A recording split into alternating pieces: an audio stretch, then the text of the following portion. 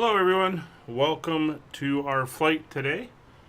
We are currently in Auckland, New Zealand, and we are going to be flying out to the Gold Coast of Australia. Joining us today, we have, just jump up here, we got Nick over here in the BA, and in what should be a TUI, but has turned into a generic Airbus, is Dark Fury. Not sure why, as I do have a livery for TUI in the community folder, but that's just what's happened. So for today's flight, we'll take a look at the map. Let me pull it up here. There we go. So we're down here on the North Island in New Zealand, and basically it's a straight shot across the water and up to the Gold Coast. We are running live weather, but we've cranked the time back. It's now about 10 o'clock local time, just so that we can see things during the day, because it is the middle of the night as it stands right now, and that does not make for very interesting visuals as we're flying along to have the entire flight in the dark. So we're not going to do that to you here watching the channel, so we will do it during the daytime. This is the second in a series of flights here in New Zealand. We're heading back to Europe for the next one, so we'll be back to live weather. We are on VATSIM, although there's no ATC up at the moment. There are some airplanes out and about, so we'll see what we run into. Anyway, time to start getting set up, so let's jump into the cockpit. There we go.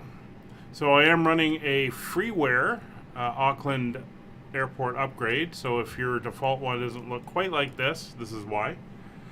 We also have some default upgraded scenery at the Gold Coast, so it should be nice when we get in there as well. One thing is I am running an older version of the dev with fly-by-wire controls.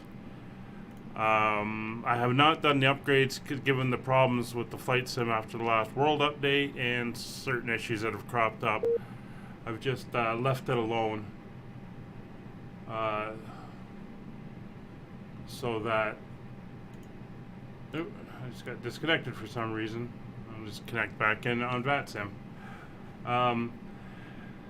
So that's been an issue, and it is working fine for me, so I have not bothered to update it at all. So let's turn on the iPad here. We'll get her fired up, and we'll get logged in.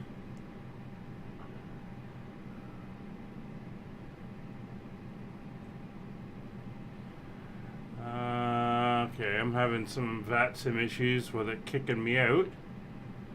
I'm going to change servers, I think. Let's see.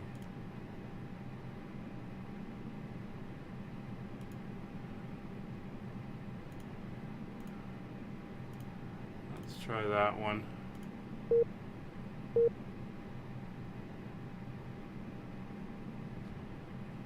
Nope. Alright, this is going to get interesting.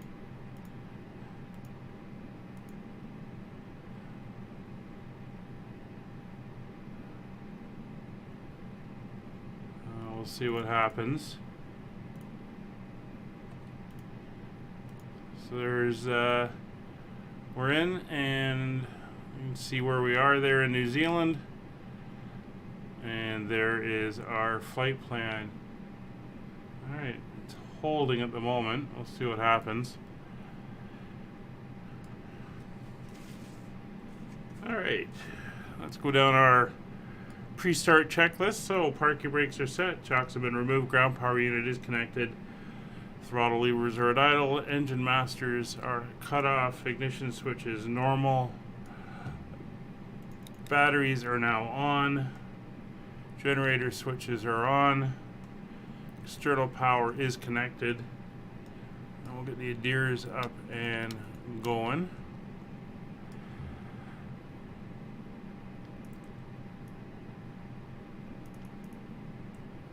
So as per normal, I come back to about half on the weather radar on my side, just so it doesn't overwhelm the screen.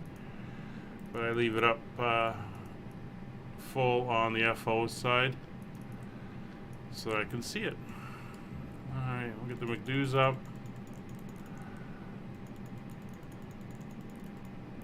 We got 157 passengers today. So fairly full flight, about 80% or so.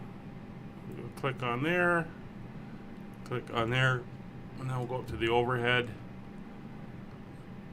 and turn that one up. So the nav light panel lights are up, landing gear lever is confirmed down, flaps are confirmed up, and spoilers are confirmed retracted. Fuel quantity looks correct. And we will go on with the lights.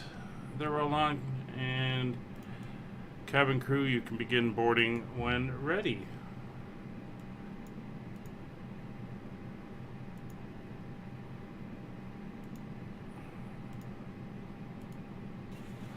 There we go. So that's underway. Baggage is coming in. We should be getting our catering shortly. Alright. So let's head down here. We'll start our initialization. Get our flight plan in, our cost index. And we'll run through the setup here. Zero fuel weight today is 57.3 ton. And our center of gravity is 29.6 rounded up. Block fuel today is 11.3 tons. Our alternate, I believe, is Brisbane, so it's not too far away. We do have a predicted headwind, however, of 61. So we are estimating that we'll have 4.7 tons of fuel on arrival, and if we have to divert, it's only 12 minutes down to Brisbane, and that would take us down to 4.2, so plenty of fuel for that. Go over to our flight plan. Actually, we'll get our weather first. I already looked at it, so we have decent weather here today.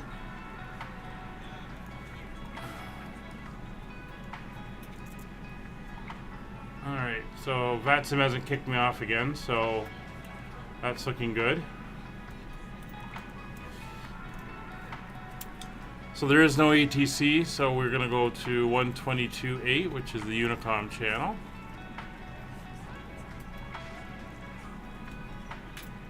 There we go, 122.8, that's fine. And we'll leave 7,000 in the squawk. That's all good. So let's get our weather, print it off, and we'll take a look, see what we're facing. It doesn't look bad.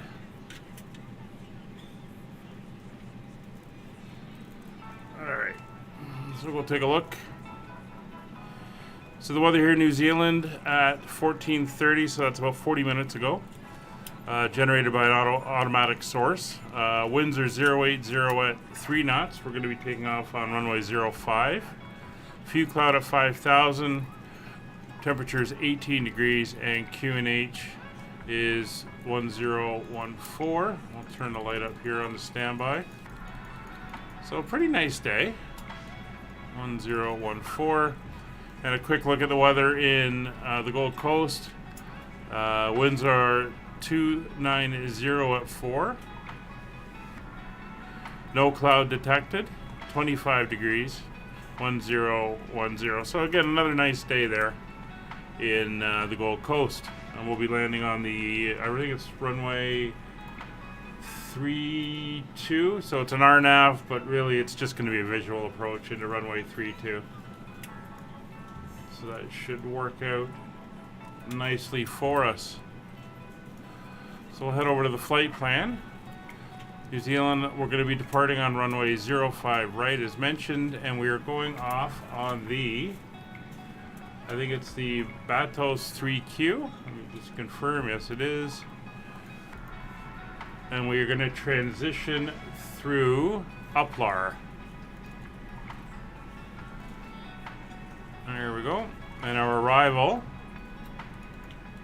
is going to be runway 32. And it will be the Arnav Zulu, runway 32. And we're going in on the Lambs 1 Alpha. There it is, the Lambs 1 Alpha. And hello, ladies and gentlemen. I would love to just take a look at the transition. When you find your seat, please be sure to place your larger carry-on items in the overhead bins and smaller items underneath the seat in front of you. Unless you're in a front row, please place all of your items in the overhead bins. If you have any trouble finding a location for your carry-on items, please let a flight attendant know and we would be happy. Yeah, we can go in through we can go in through Ficlu. It's a point a little bit further out from the from the descent point, which is what we want as an initial approach fix. So we'll insert that. Please make sure you are willing and able to perform the actions required. If you are not able or prefer not, and that will give us, if we go here to our, you can see 12,036 or 1,236 nautical miles, 3 hours and 5 minutes in the air. So everything is looking very good on our flight plan. Over to performance. So the transition altitude is 13,000. I believe that's common throughout all of New Zealand, and the main reason for that transition altitude is the mountains on the South Island, but it's a standard one across the island. Flaps 1 and 0.2 down on the trim for us today, and we're going to be flexing at 64 degrees. So flex temp is a engine power reduction. So if we don't need to use full power, this allows us to calculate how much we actually need, reduces fuel burn, reduces noise, and more importantly, reduces engine wear, not running the engines full tilt. But that's going to give us a 135, a 136, and I'm going to guess a V2 a 140. Look at that. So a little bit higher speeds because it's going to take us a little bit longer to get going, and we're not going to be as at full power when we take off, but that's all good. So our reduction altitude is 1,020, our acceleration altitude is 1,020, and our single engine out altitude we have to get up to 1,520 before we do anything. But that's all set and all entered. So I think the catering and the baggage is all on board. And now I'm kind of waiting on the passengers. So let's take a look at the airport. So if we jump outside, I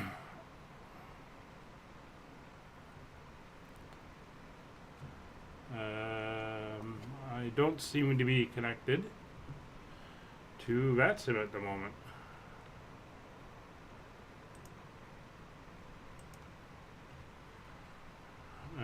This is interesting.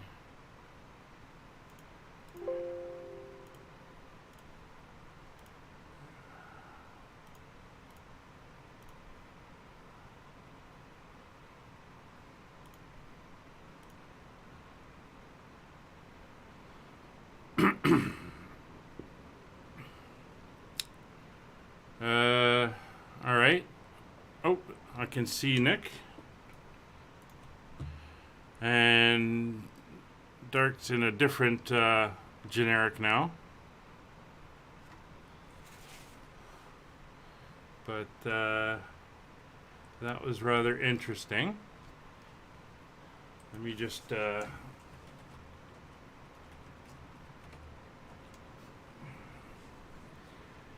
back in there and refresh on VATSpy.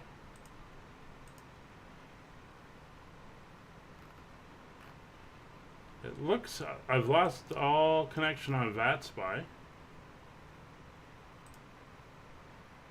It looks like the servers are down.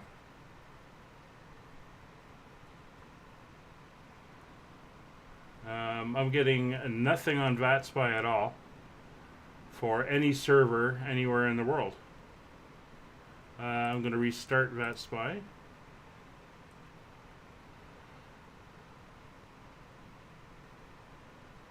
So I had to join the UK server, or no, America East server. The Canada server just kind of punted me out. VatSpy is giving me nothing. I'm not sure what is going on there.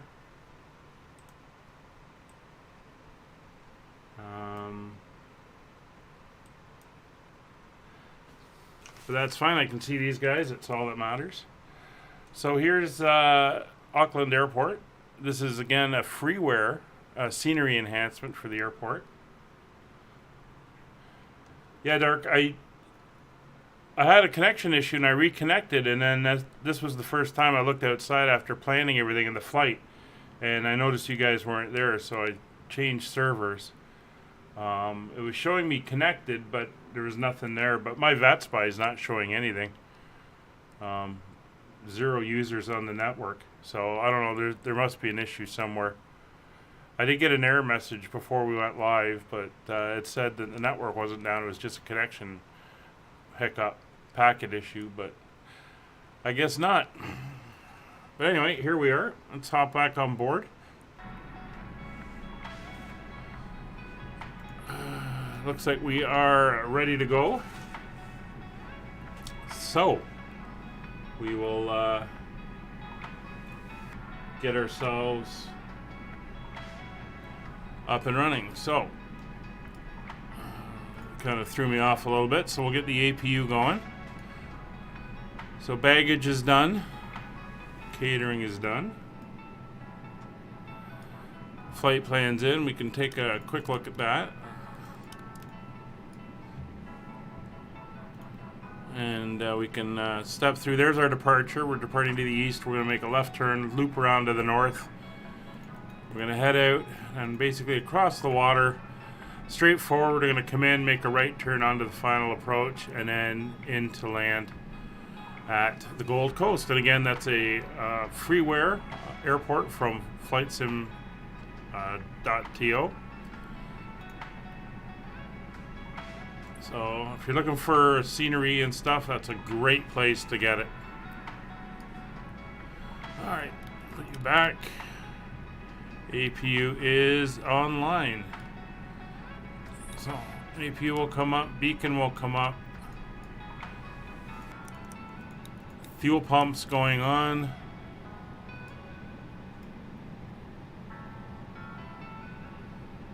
And I think we're almost ready. So crew oxygen, come on, arm the seat belts, or the emergency lighting is armed. APU is up, external power disconnect. We can lock the door.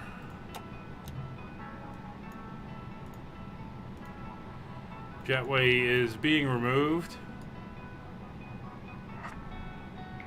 Yes, it is. And we are ready to push. So we are going to push tail to the left, which means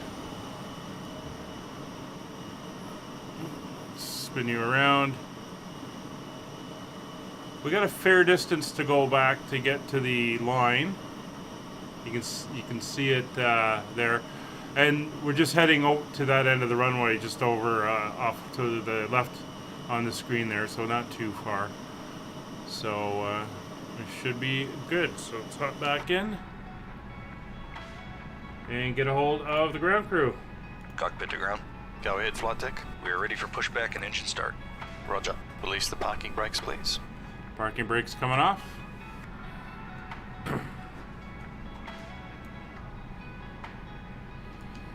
Auckland ground. Skyways 5556. Pushing back at the international terminal. Can't remember what gate I'm at. Parking brakes released. Pushing back. So we'll get the beacon lights on. Yep, beacon light is confirmed on. APU is confirmed on. Engine pump or fuel pumps are on. Start lever is on. You can hear the pack's kind of quiet there. Apparently, some. Good afternoon, Auckland traffic signal forces focusing back from Newcastle Town. Something you don't have to do in the Neo is turn the packs off for takeoff and that. And I think you can hear there when we switched over to ignition, the packs die out. So I think there's an automatic cutoff for this type of thing. Auckland traffic, Tomjet 1495 at stand 10 is started from pushback. So we're going to go tail to the... You are clear behind and you can start your engines at your discretion. Tail to the left as we are sitting. When the seatbelt light is on, please make sure Engine that 1 the seatbelt is starting. fastened low and tight.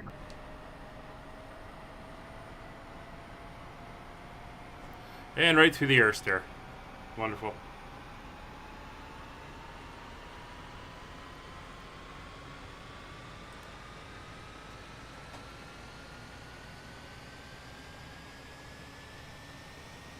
Oh, it looks like VAT Spy has come back up again.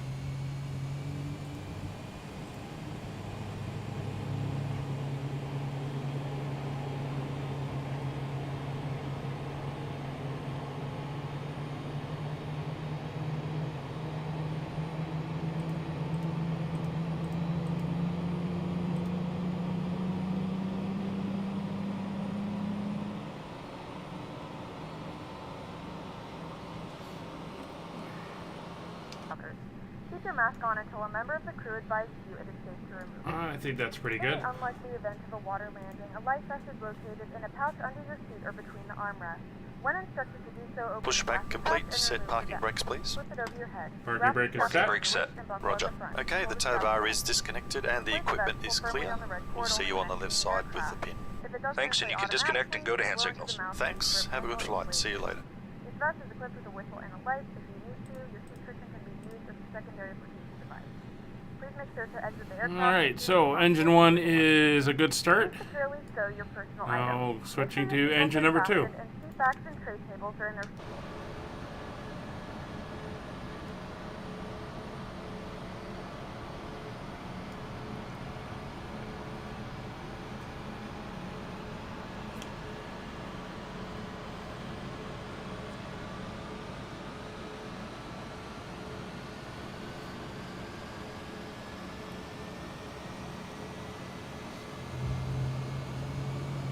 Gotta say, loving the sounds. The fly-by-wire guys are doing a really good job with it.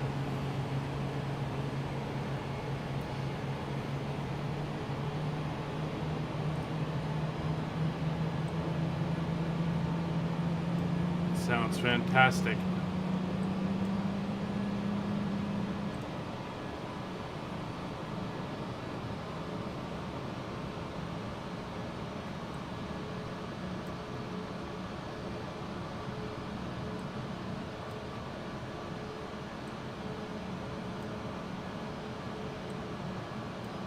Alright, sounds like engine number 2 is up and running. Good start. Engine number 2 is up.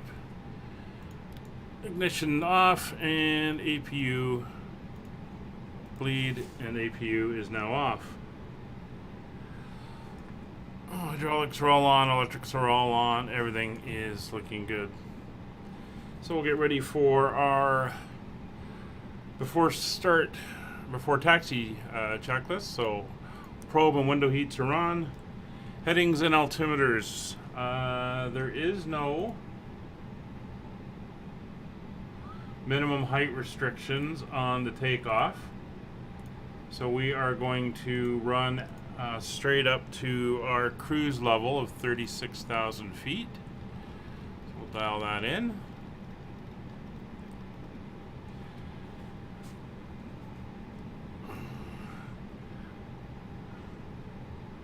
And our altimeters is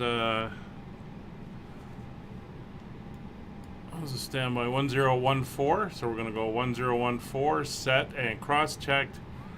Alternate standby instrument is set. Radios and avionics. Well, radios are set on 122.8. Avionics, TCAS, TARA. Transponder is on auto. The cabin is ready for takeoff. Thank you. Autopilot is set. Flight directors. Oops. is set, both sides. Auto brake max, flaps 1. And now flight control. So the trim was 2 down. There we go. And it'll be full left, full right, neutral, full forward, full back, neutral, left rudder, right rudder, neutral. And just to see something, we should be able to see this from the outside as well. We go around to here, so you can see the flight surfaces moving, left, right, neutral, including the little internal flaps. There's the elevator, forward and back, and of course the rudder, right and left. So that is all done. Don't need taxi clearance since there's no one here. We'll announce our intentions though.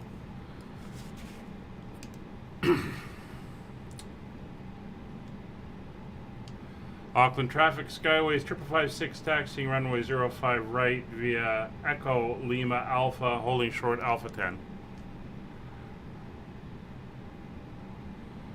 All right. So we'll start our taxi.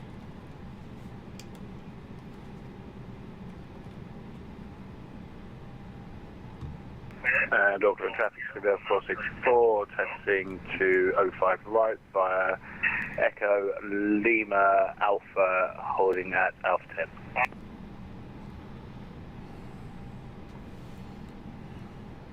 Auckland traffic, Tomjet 1495, taxiing Kilo Alpha, Alpha 3, holding short, runway 23 left.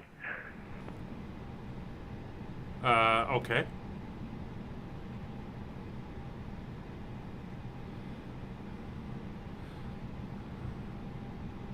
That's one way to do it, I guess. So that's done, that's done.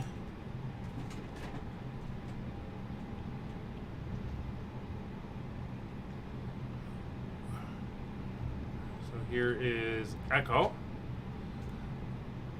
And we will ding the back crew.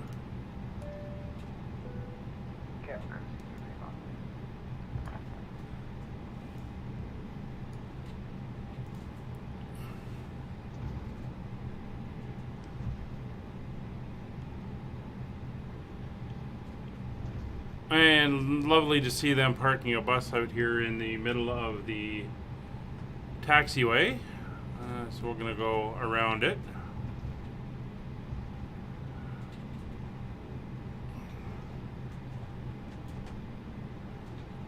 And this is Lima.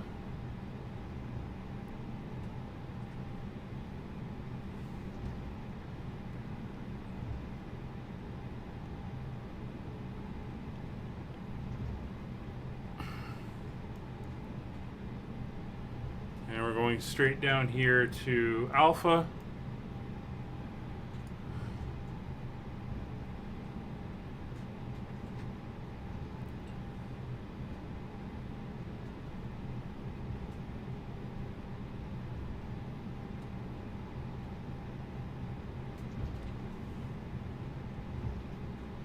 And this will take us down to Alpha 10.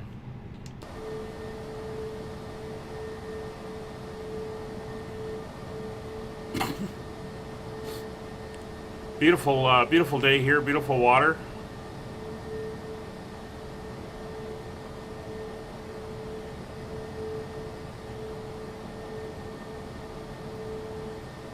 See the bay here. Another one of these places on my list to visit.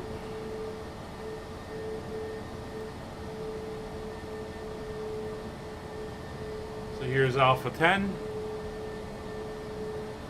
We'll go with Alpha 10. It's not a major concern.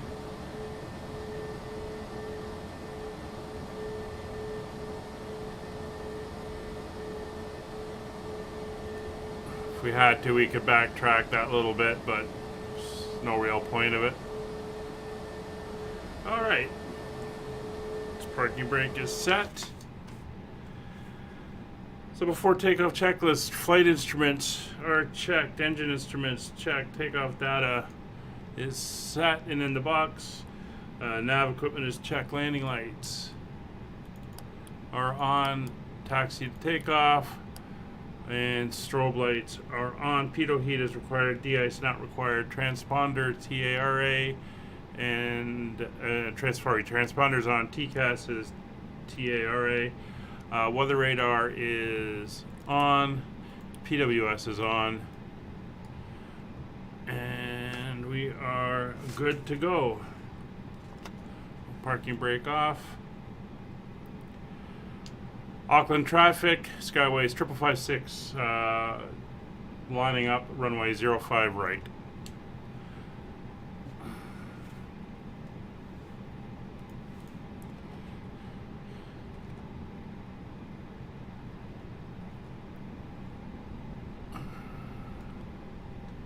Nick should be behind us, and I can see Dirk Fury heading down to the other end of the runway.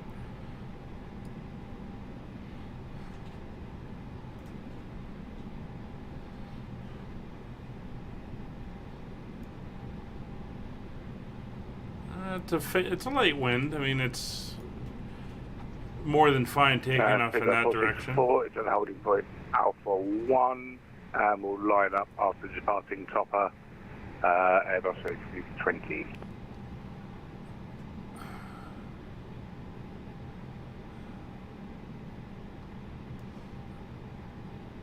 All right.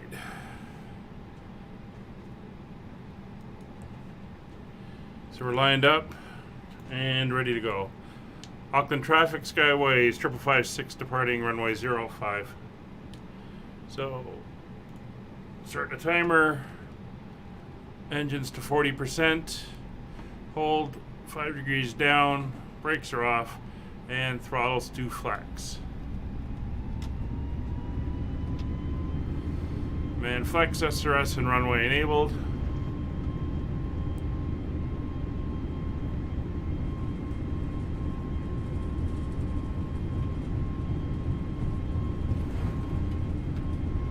It's 100 knots. Ease the pressure.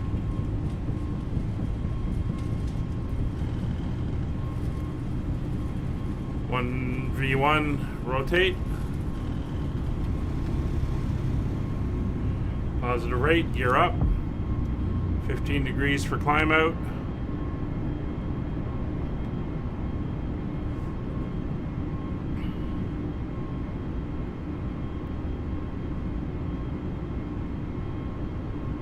Looking good. Thrust reduction. And we'll go down to 10 degrees for acceleration.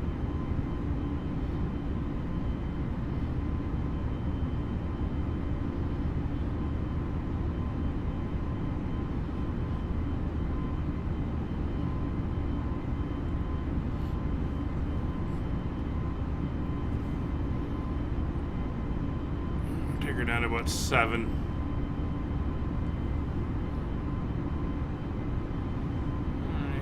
Speed's coming up to S speed.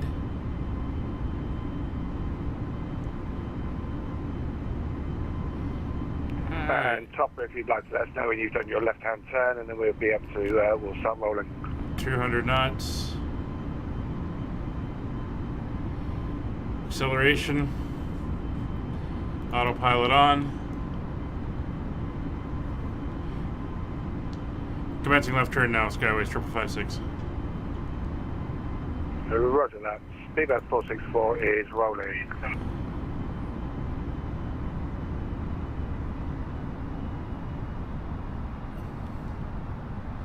Alright, so we're going to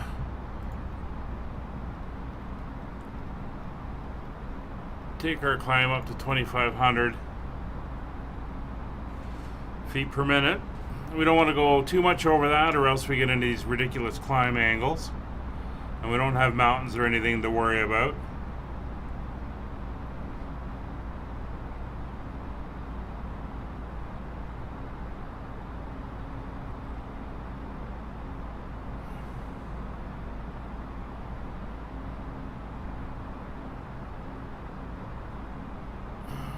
So come on, no, you should be climbing.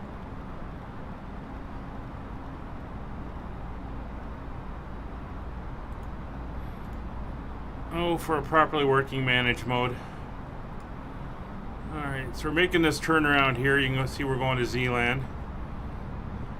Auckland traffic, Tom Jet 1495, line up on runway 23 left.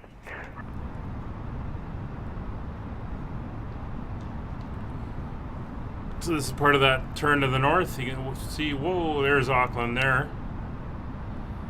There's the airport behind us. And all the little bays and waterways. Auckland's a very famous port. A lot of big sailing history. I think I've mentioned that before when we've come by here. Very beautiful harbor from what I've pictures I've seen.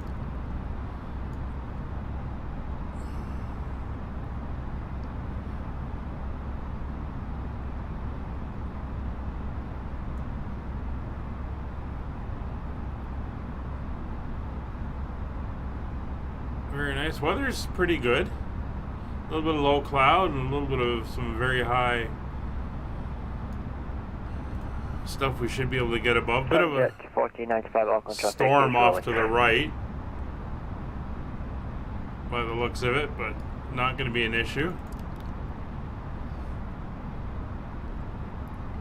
So we're carrying on our turn here.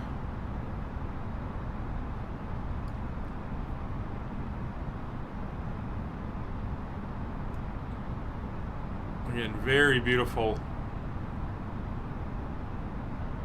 Ladies and gentlemen, we have now passed 2,000 feet. We may turn Beautiful on harbor all here. portable electronic devices. This is also a reminder to please keep your seatbelt fastened throughout the duration of the flight and do not form a line near the lavatory. This aircraft is So there's equipped with 10,000 onboard feet. Wi-Fi. If So you wish over to connect standard. Wi-Fi, you will be required to pay a small fee. And we'll go into manage mode, let the aircraft Offers handle like to our thank continued our partners. Connect to the ascent. Wi-Fi to find out more information. I shouldn't have hit standard because it's 13,000 feet. Just remember that.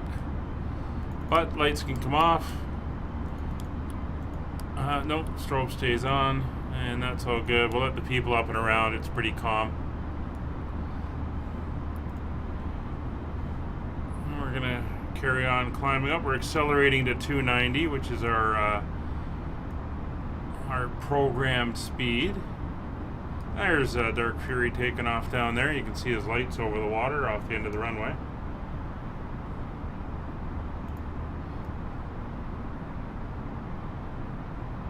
And Nick will be behind us doing his initial climb out before making his left turns.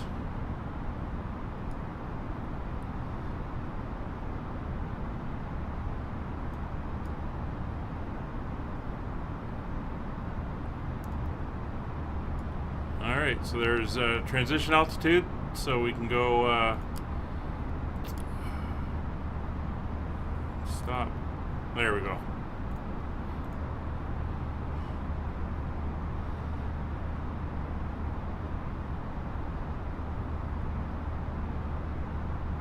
So basically we're just climbing out now. Everything is looking good.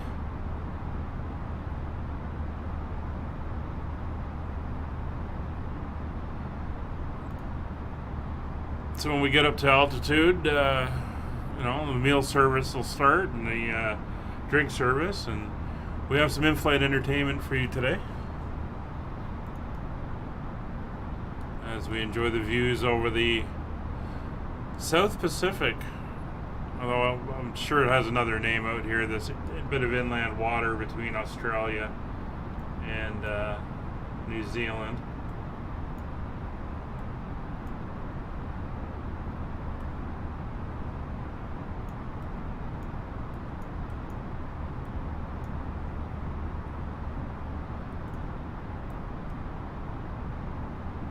Very, very nice looking here. As we hit the edge of the island, it does stretch further off to the north there. Auckland is actually further down the island than you would think. Most people think it's at the northern tip, but It's not quite. It's almost a third of the way down from the northern end. Anyway, let's go outside. Get a look at the aircraft. There we go. You can see that storm that was off to our right now behind us. So yep, flying in the Topa Sky livery. That is our Australia, New Zealand subsidiary airline in my virtual airline world.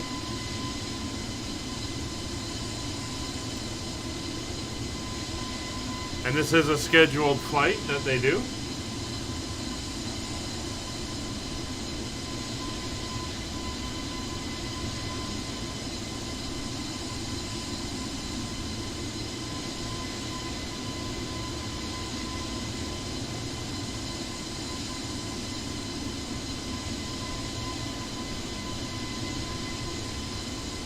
You can definitely see Dark Fury out there, and Nick's somewhere back behind us. And we're getting up to that cloud layer.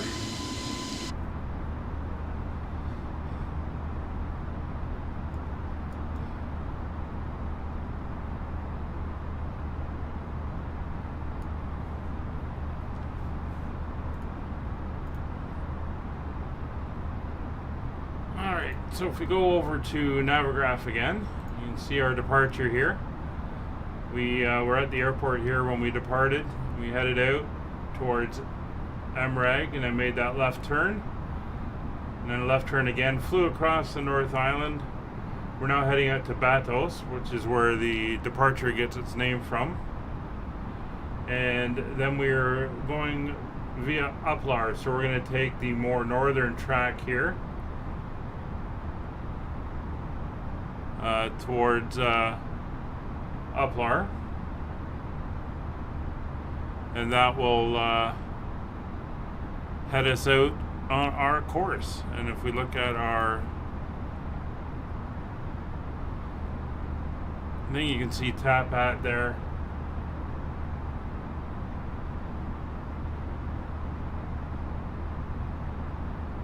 And we're heading out towards Uplar. For some reason, doesn't. Oh, there. Yeah, it's in there. It's 131 miles away.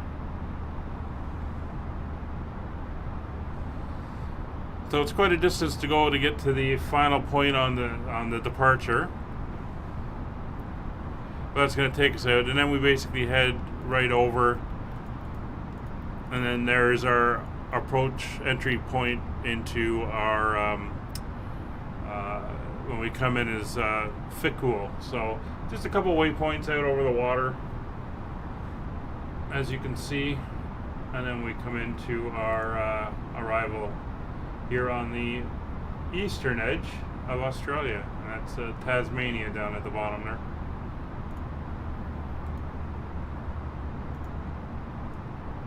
So there's 26,000 feet.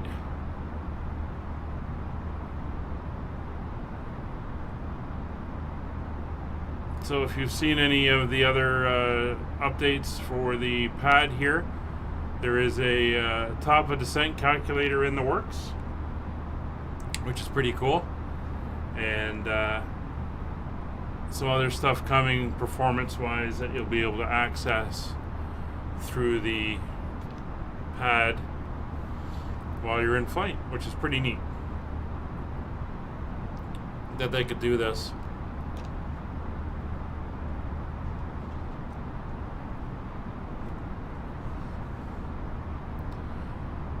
And of course we got the latest MEDAR information.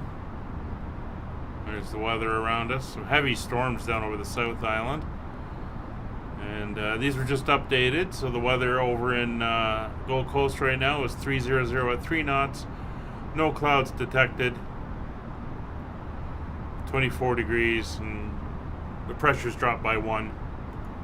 It's not a big deal.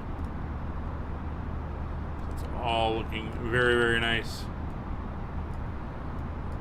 There's the top of the cloud, so I think we're going to go to a little bit of a right side window view.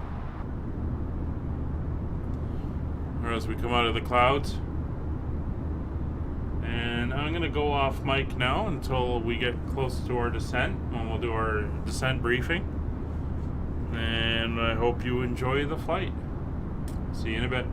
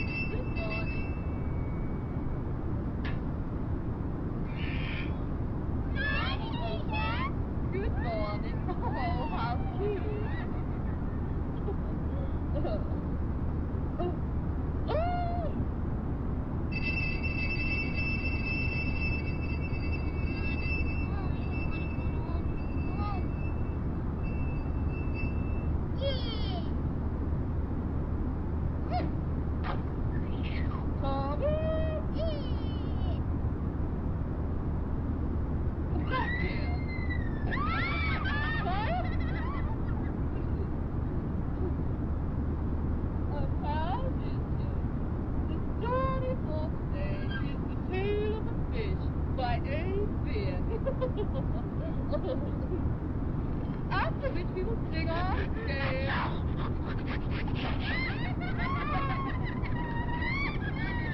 Quiet.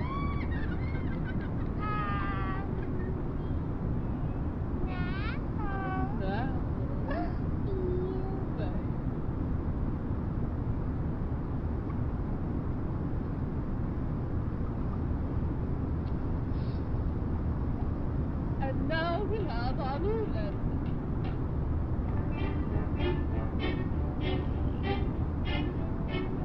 Now the lesson for today is cookie, which you must not say.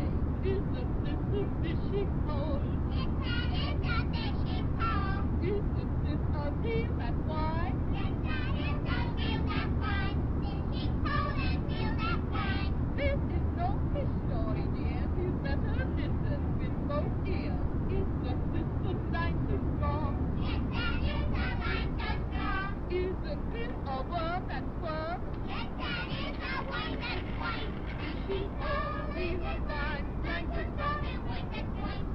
To the moral, now we come. You'll see the point if you're not dumb. Isn't this a hook so sharp? Yes, that is a hook so sharp. Isn't this a frying pan? Yes, it's like a frying pan. Fishing pole, reel and line, line so strong, white and white. Hook so sharp and frying pan. Don't forget what you've been taught. If you play hooky, you'll get caught.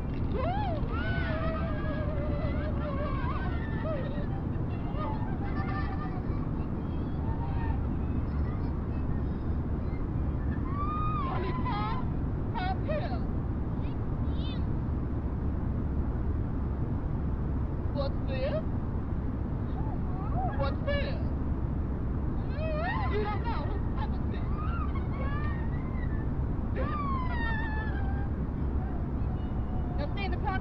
toilet?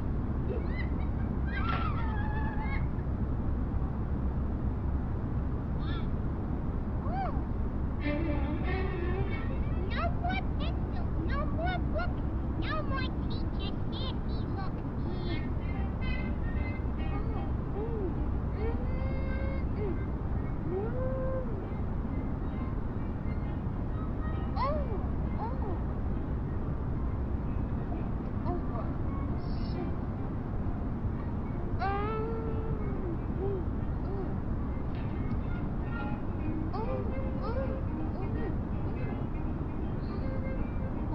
What do you say, Cookie?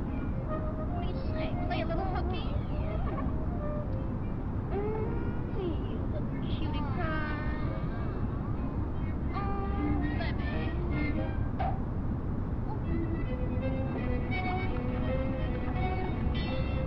Take it away!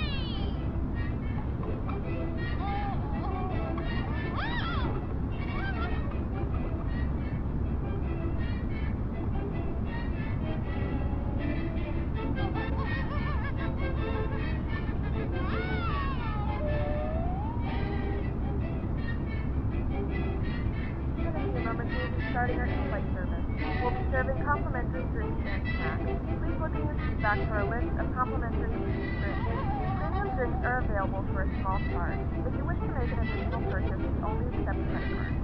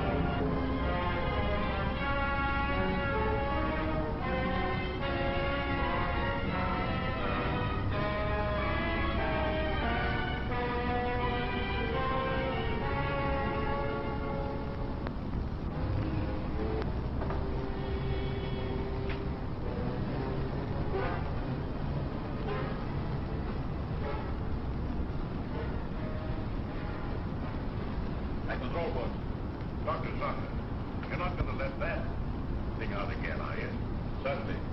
There's work to be done. It might get away like it did last time. created it. I can control it or destroy it as I can you. You whom I helped escape from prison. I control more quickly.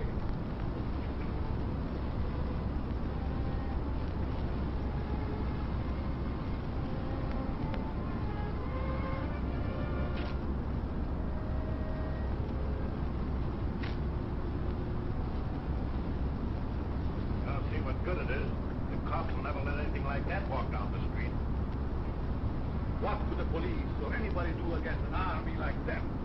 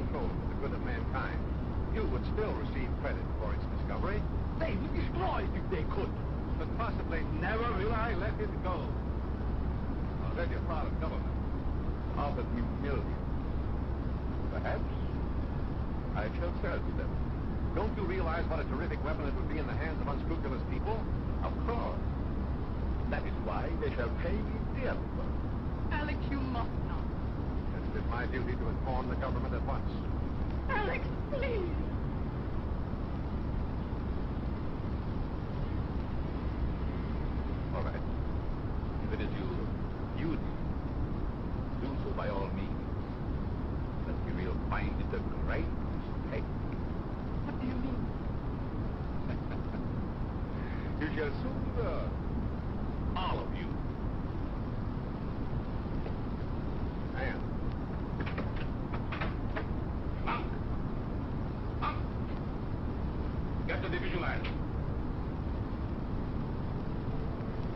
Did you carry out my instructions regarding the work to be done on this? Yes, sir. I strengthened the ionizer, but I was afraid to use it. I'm not afraid. They think they know everything that I have. But they know nothing of this visualizer that will conceal me from my enemies. I'll stay here. Perhaps I can breathe again. I'm persuaded from this mad coast. I'll get in touch with the government. I've already talked to Captain West of the War Department about Alex. They won't punish you, will they? No, Ann, they'll just keep him and watch his mouth under control so he can't misuse it. Suppose it was country that would.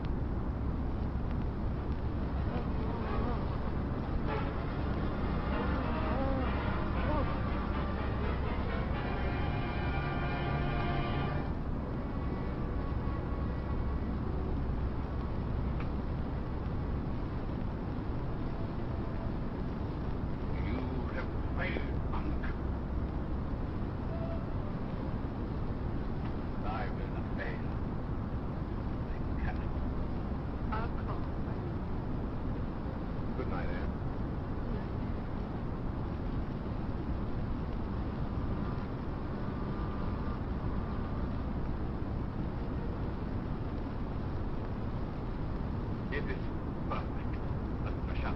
But can you come back? Sure. You must come back.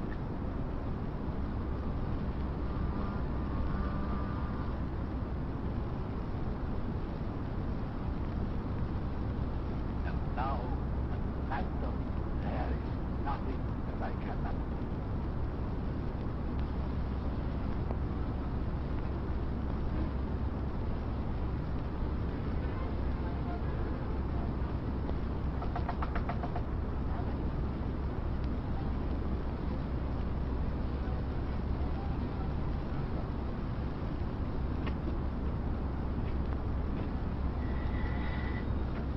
Mallory speaking.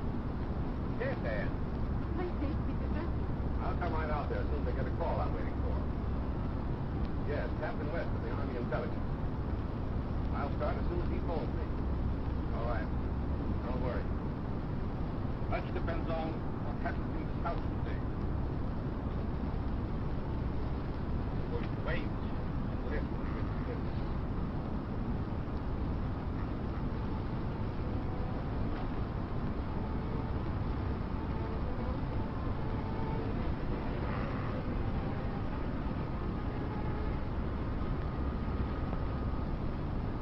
Calm. Probably Mallory. Oh, yeah? I'm so glad you got here. Captain West arrived yet? No, how could you? Flying down, so I was a little surprised to find it here. That must be Bob West. It's a government plane. They are closing in. And they will find nothing. I have to change my appearance. Maybe you better stay here and keep an eye on the plane, Jim. Okay.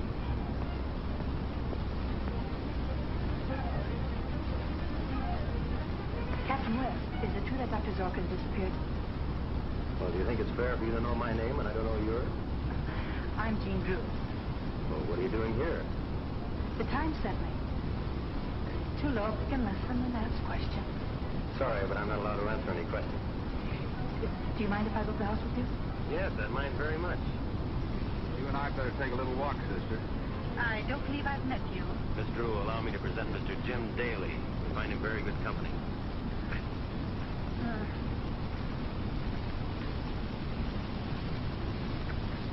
From what you say, Dr. Zorka has discovered something very important. I'm sure he has. Highly dangerous, too. Think what a hostile power could do with it. Have you made any search for it? No, we thought we'd better wait till you got here. Well, let's look in his laboratory. I'm going to take that disc. I'll get it later. I'd hate to have one of those spiders find it in my pocket. Fools, fools! Let them search. They will find nothing.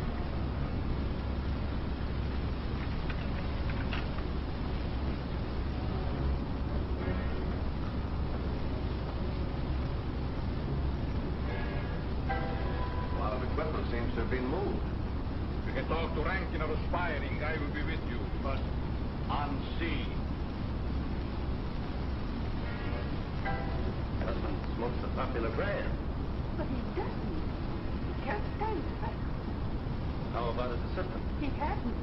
She's right. So far as we know, Zorga worked alone. The division either. Then we will go.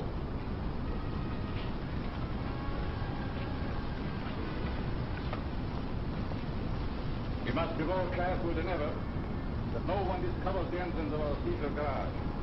Let's go.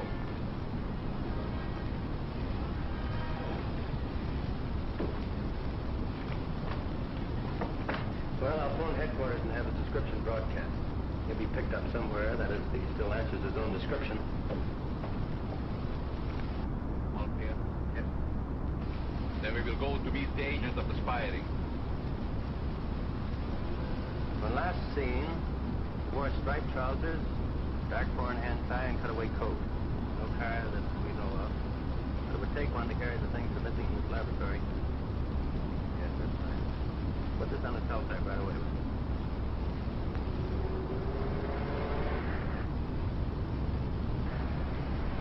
Pick up that man. What do you mean, him all right? Yes.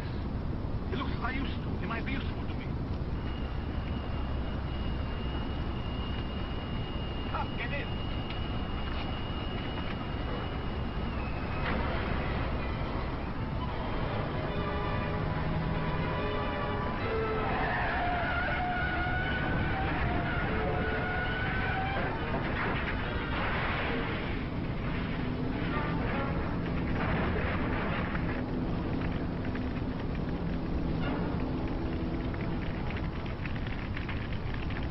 That man is dead. How fortunate. That simplifies everything. We will make it seem that it is the famous Dr. Zorgo who has been killed. Then we will get another car, go home, and see what they are doing there. West speaking. Right, I've got it. We'll fly right down there. The car found wrecked and burned on Highway 10, 50 miles north of here. Body in it. Contents of the pockets indicated to Dr. Zorka. Identification is important. We go with it. You're asking too much, Captain West. That's a shock. I must know. What happened? Pull up the plane with it, Jim. Whenever you're ready, Mrs. Zorka.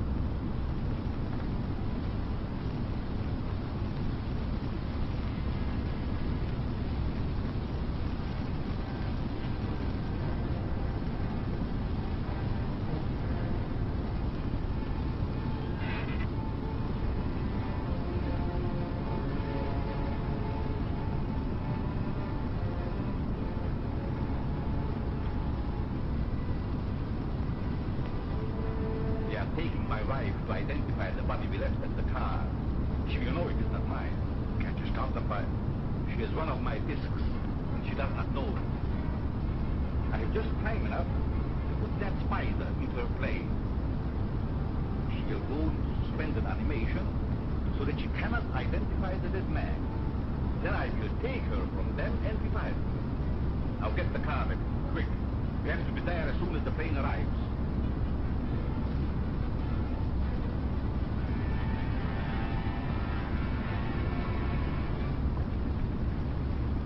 Shouldn't take long. I'll check the lab equipment and try to figure out just what's missing. Bye. Bye.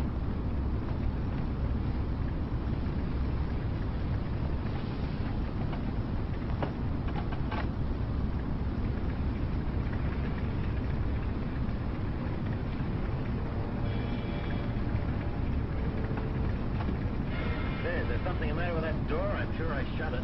Doesn't look to me as if you're dead.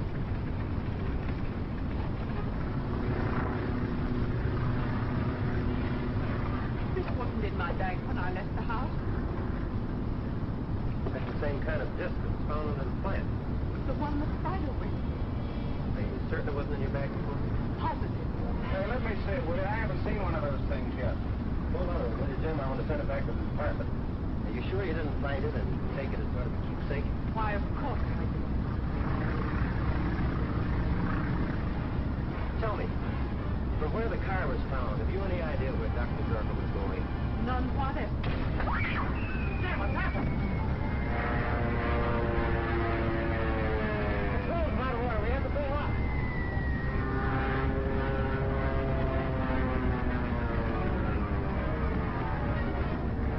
What are you doing here? Never mind, bail out.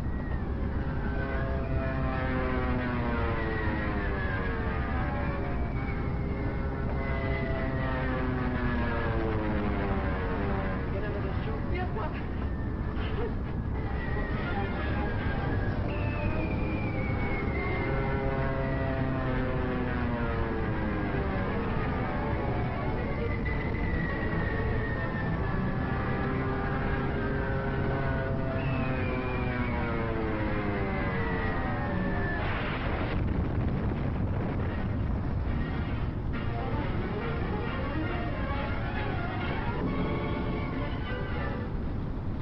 This is Zerka.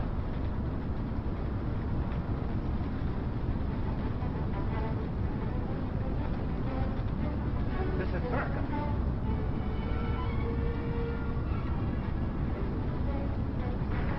Faster! Faster! You must get...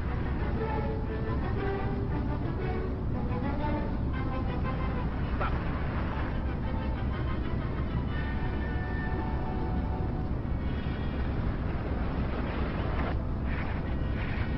Pull over there.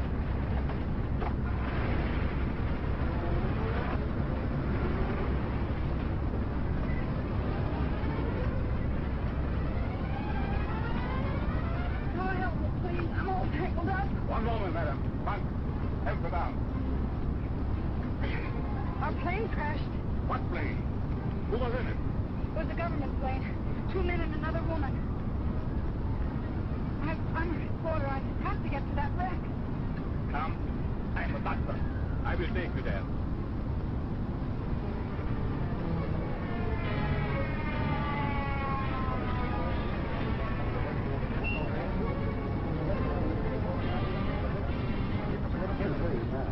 Okay, buddy. There's an ambulance on the way. I'll make a complete report later. Yes, 30 people lately. All right. Get back.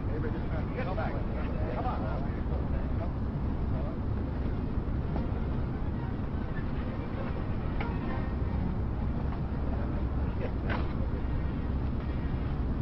Wait a minute. I'm a physician. Okay.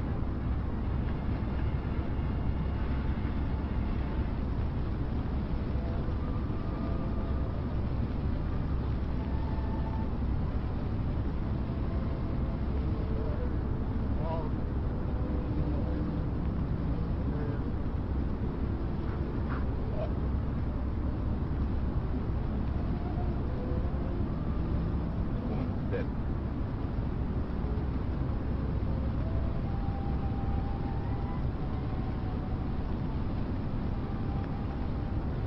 Captain West, my paper would like an official statement. What were you doing in that plane? Following you to get a story. What do you make of him, Doctor? I find no bodily injury. The man seemed to be in a coma. That's right. He collapsed suddenly at the controls. The ambulance is coming. Take this girl away. Come on, lady. Captain West, I want to know the connection between this plane crash and Dr. Zorka's death. Now, unless you tell me... All right, arrest her. Let go of me. You can't arrest me on a charge. Roger was stowing away in a government plane. Come on. You can't do this to me. No, I can't, but he can.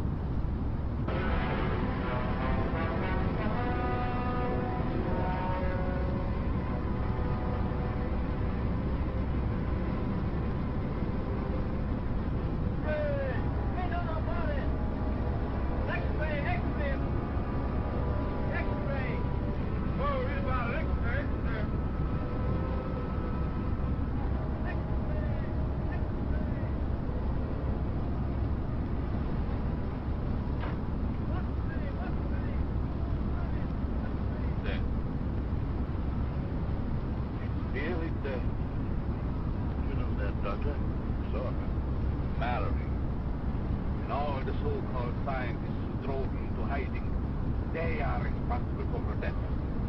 They shall pay. We get it, Doc. You can sell out to Rankin and his crowd for millions. They'll get out of the country. No.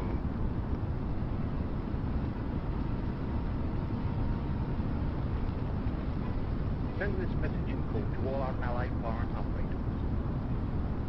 As a disguise for our spying operations. All code messages henceforth will be sent from our International School of Languages.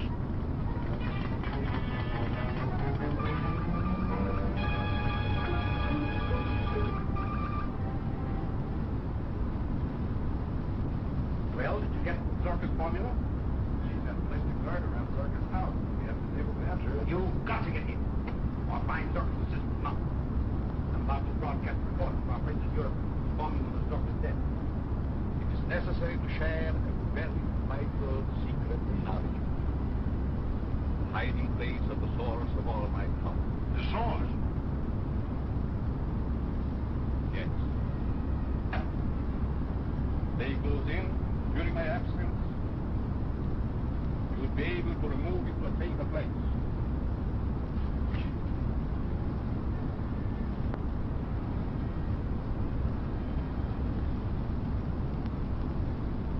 There is power enough to seize or destroy the world. And only I know how to release and control it.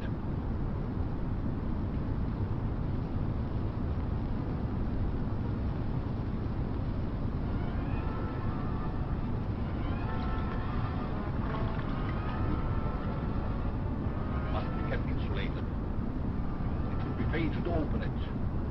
Lest the presence of these protective fumes I discover.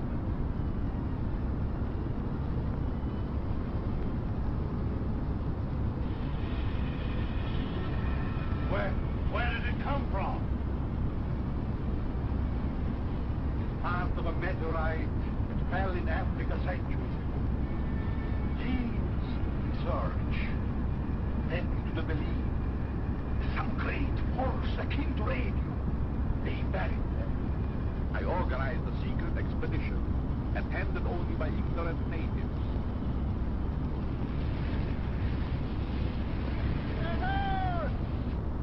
It took me 3 years to find the place the meteorite fell.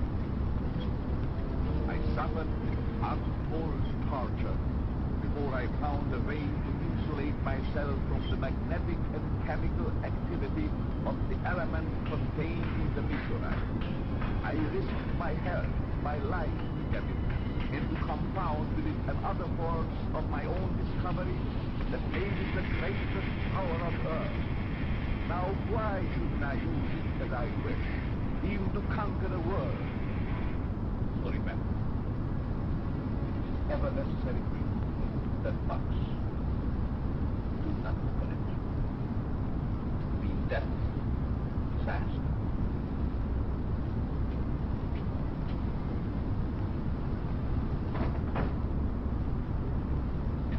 You will remain here on guard.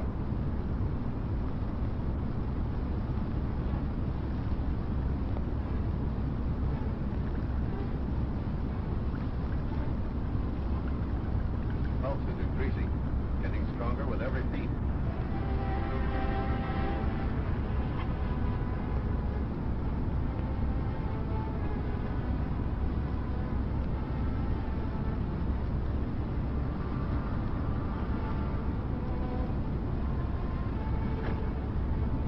You passed out because you had the disc planted on Antarctica. Who'd want to destroy her? I don't know. Can I take this along to Zorka's laboratory? It might lead to something. Certainly. I'll attempt an analysis of what is on that disc. It might lead directly to Zorka's secret. Good luck. Come along.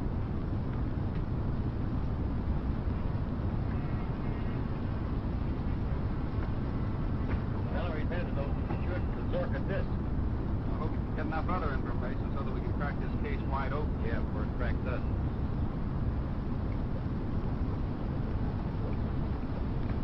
Now, if I can just get this formula properly recorded.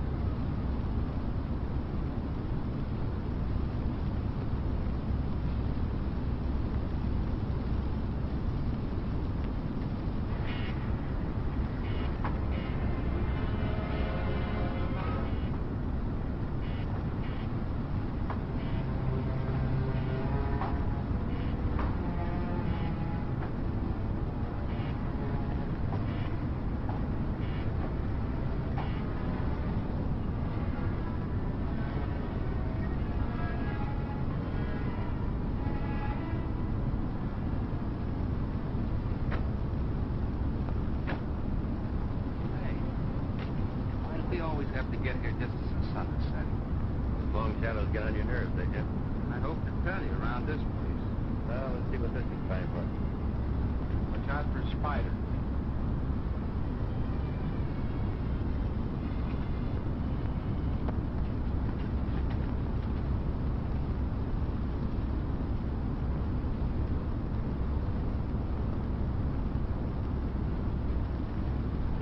He's almost jumped off the dial here. Must be another disc around. Close.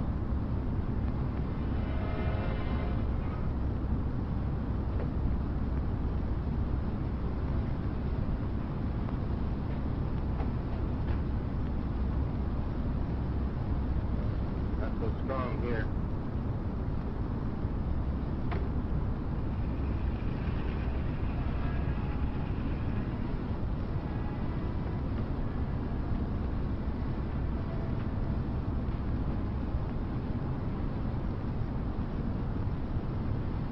Now it's stronger. This way, Jim.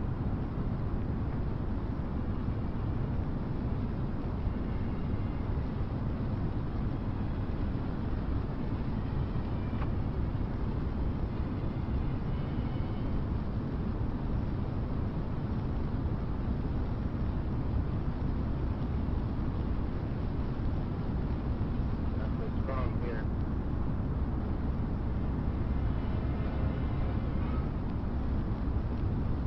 Now it's stronger. Hey!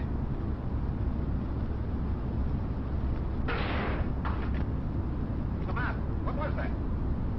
Camera got so hot it burned my hand. When I touched that button, it went to smoke. Something pretty hot in it. Go on with that. Leave Dr. Mallory over. Right. Well, we'll take in the headquarters first. Come on.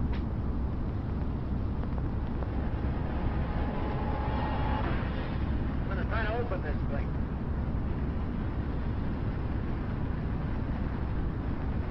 What's the matter, Bob? Can't you make it? No, not yet. Maybe it's just as well after what happened to that neometer.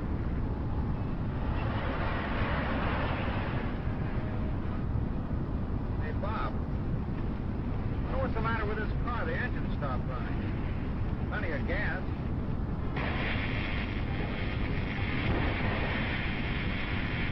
Hey, Bob, look! Running down straight. Keep her rolling. Just that's possible. We all get blown to bits.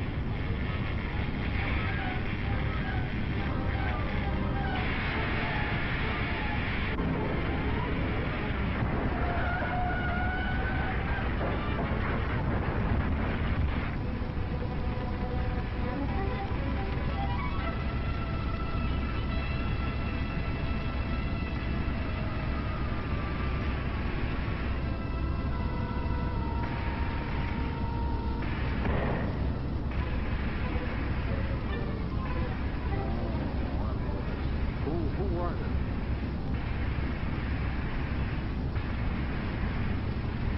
You get that guy's license number? I sure did.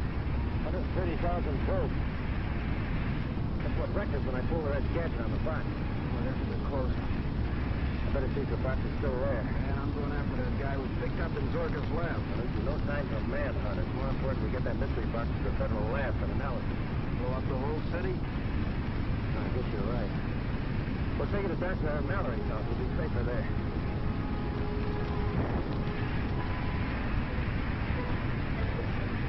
We're not the only survivors. The box is still here.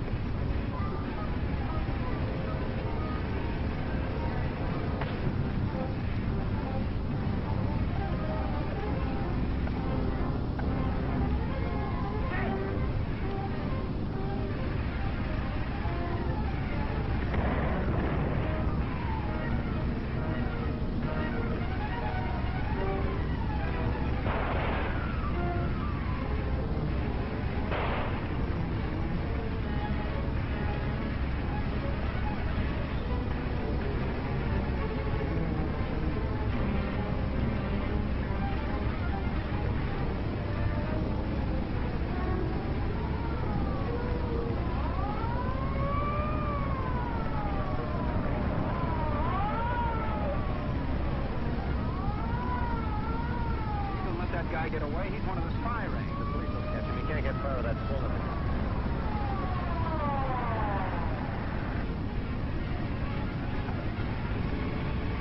Hey, what's going on here? You fellas trying to electrocute yourself? Who's driving that car? Okay, Captain West. You have to get to Dr. Mallory right away. Official business. I'll give you a lift. All right, thanks. We'll tell you all about it on the way.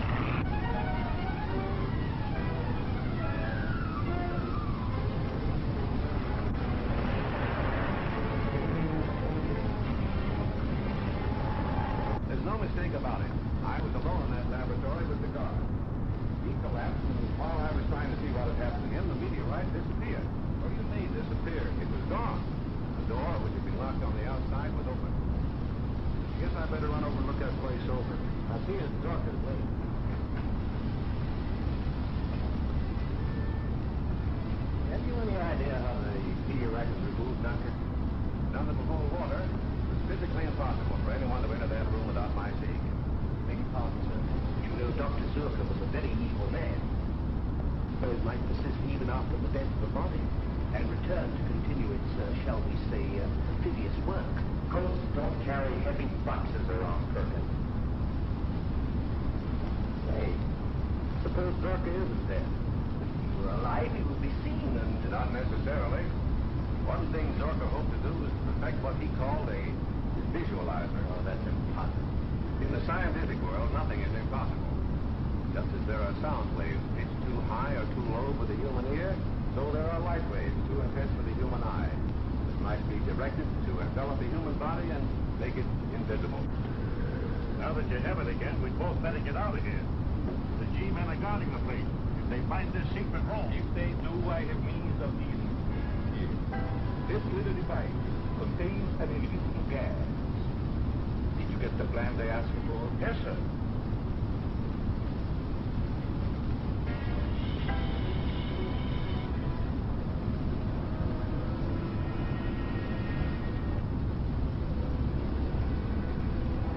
Put it on the table. Yes, sir.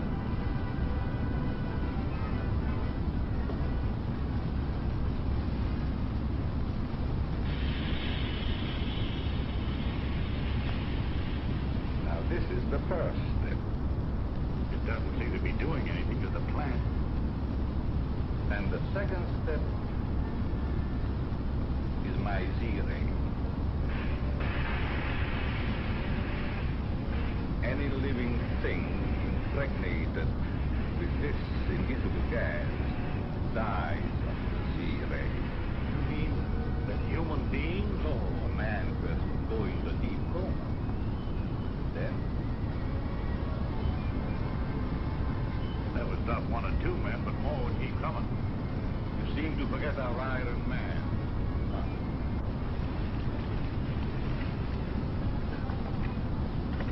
I'm going to inspect the house. Lieutenant Daly arrived, send him in. Keep everyone else out.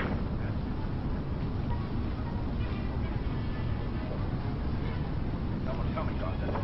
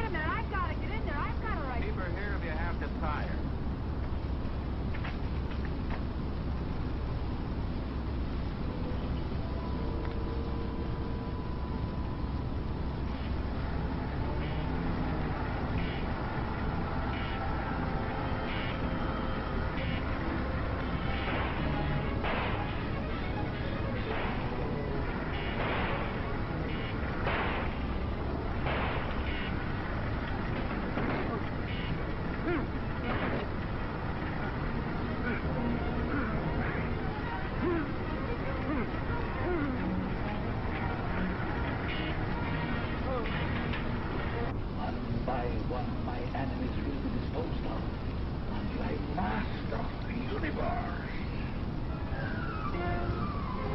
Someone else has come. Must find our robots.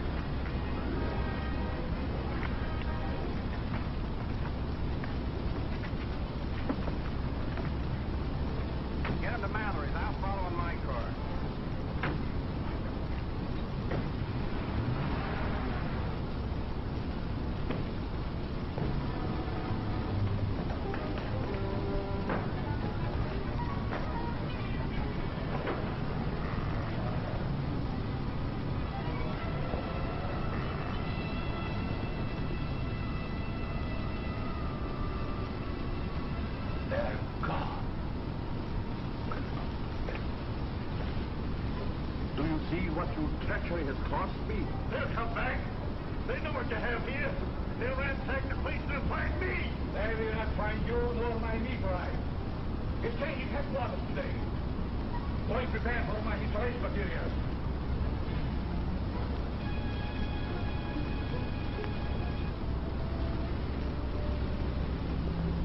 It's not suspended animation, only a slight concussion. He'll be all right in a little while.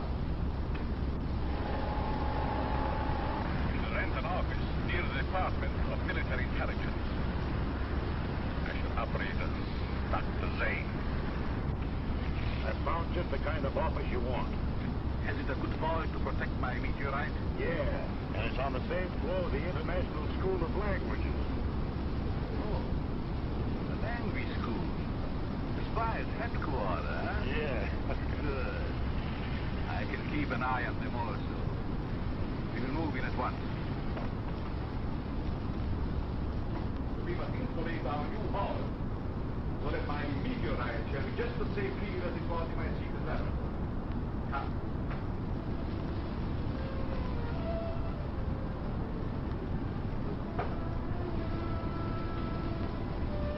Enough of insulation. Enough to protect my most powerful devices.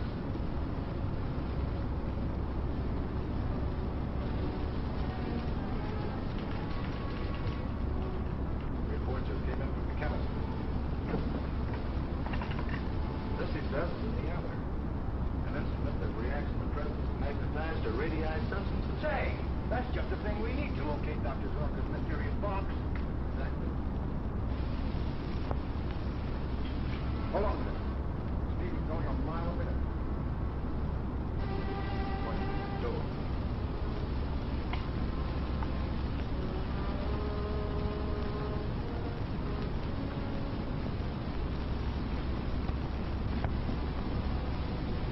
Monks in there. We better mask before we go in. Monk? You must be entirely moved by morning. Monk. What do you want? Hey, Monk. Whoever it is, he's got the stuff we're after. Come on, I'll spill it. Where's that box? I don't know what you're talking about. That's a pretty good disguise, Monk. But you're going to tell us where that box is hidden. I don't know. You're lying. Look at me over there. Man, follow! Man! Man, where are you? The box is open.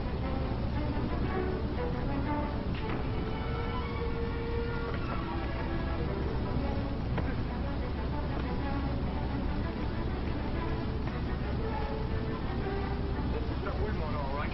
Now you get going. I'll lock this guy and Monk in the box so we can get back.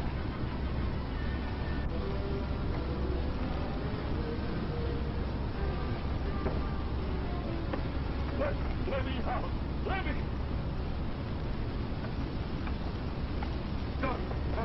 Doctor Zorka! Doctor Zorka! My meteorite! Where is it? Go! We're locked in! We're suffocating! No. No one is going to die. Except if I animate. Stand back. Science and genius combined. There's nothing that can withstand its power.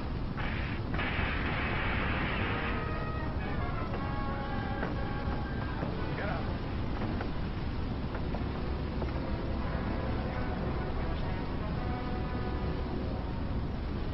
Who were those men? They sounded like spies, but their faces were strange. Masks. How did they find us? They had been the orbiter. They couldn't have, unless you gave it them. But they must have stolen it from Mallory. In any event, you can't remain here.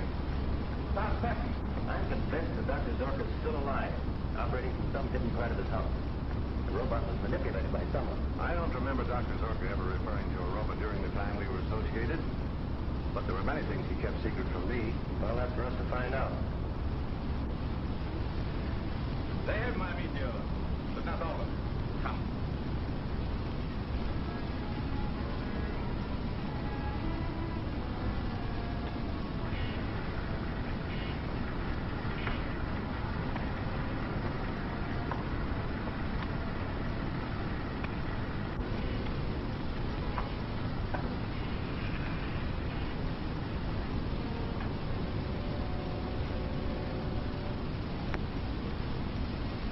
Now, we destroy my meteorite. That I have to get back first.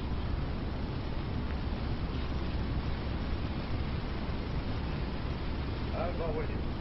No. Stay here. This is work for the Phantom alone.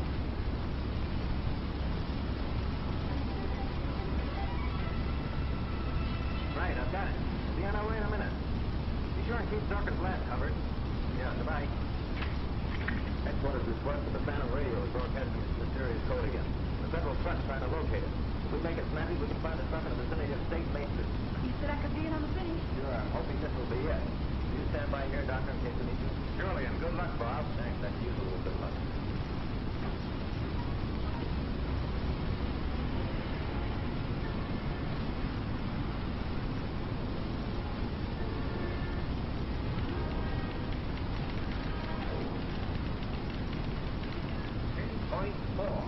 Harbor. 210. Urgent.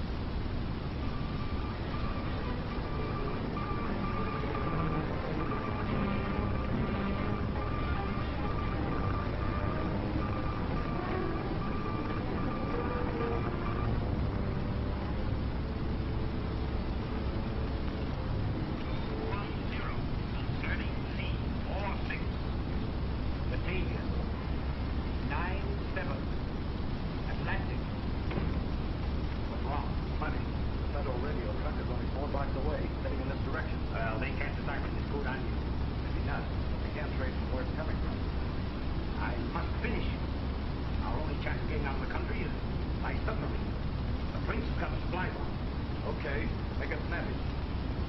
Continue. 4-3. Pacific.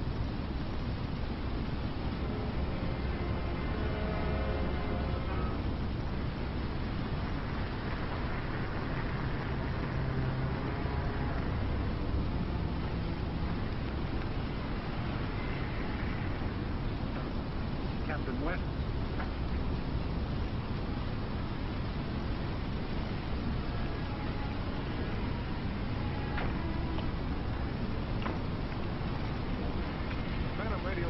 Somewhere, Captain. The estimates prove that. Phone for more men. Have them around the block. Search every building in this neighborhood if necessary. Go. We'll cover as much as we can till help arrives. Jim, you take that street. Come on. 210. Urgent.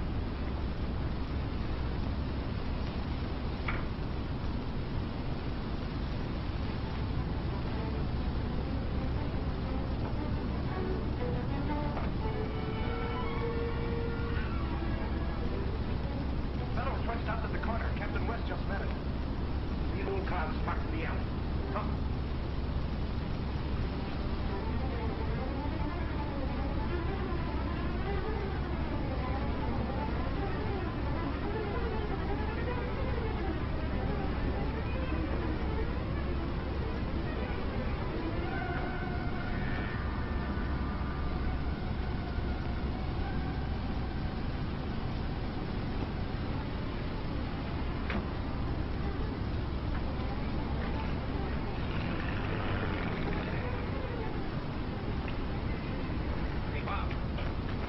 There go two of those spies now. We have to get after him. The bank's got the car. One of the other boys just got here. His car's around the corner. I'll take it. You stay here and try to find the radio location. All right.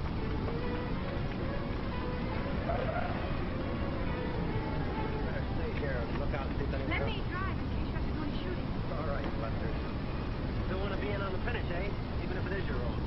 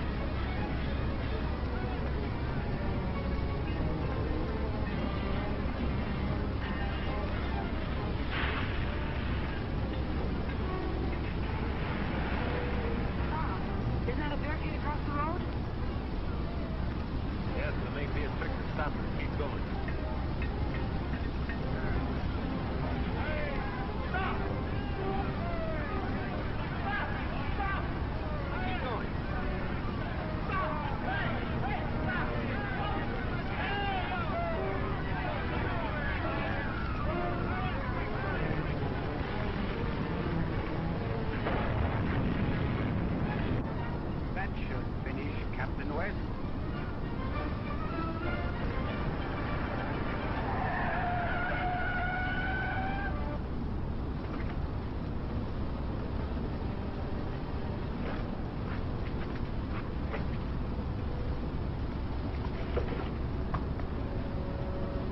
Swell job of driving, Gene. All I could do, I had to drive. We can still catch those birds. Let's go.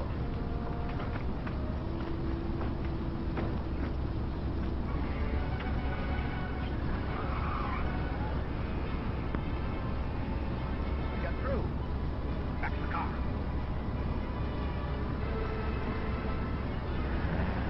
Our car's running wild. Look. Invisible. We can't stop them. I've a better plan. Get out your mask.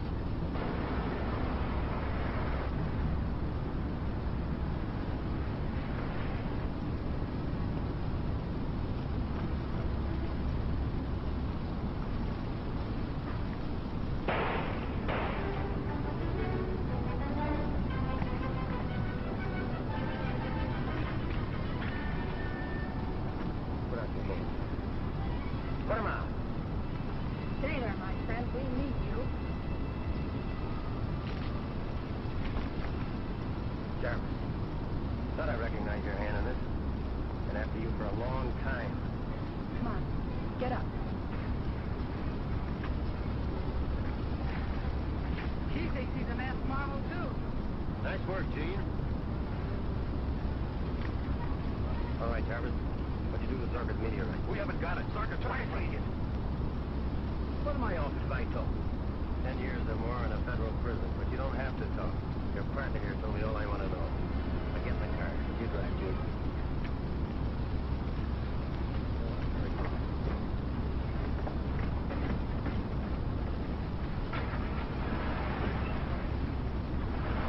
Yes, Jim. Throw a ring of men around Zarka's place. Better have them equipped with gas masks. Remember, you're dealing with an invisible force. All right, I'll see you there. See? You let go about holding that balloon. Now you can go to town. Warn everybody. You mean I can tell the whole story? That's right, shoot the word. Well, I tell.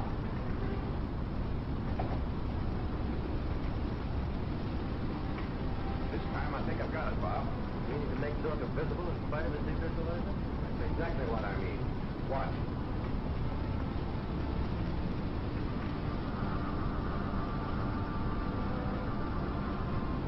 That's the way Zorka makes himself invisible. Now we will dissolve the aura of invisibility and disclose what it hides. Perkins, the ray gun.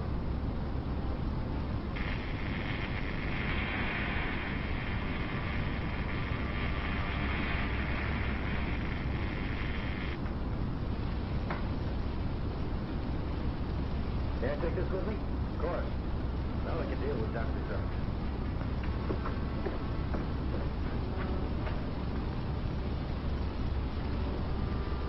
Hurry.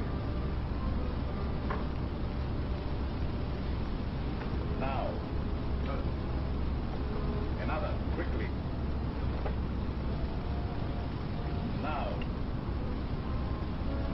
I need enough to destroy the world if they force me to it. Listen.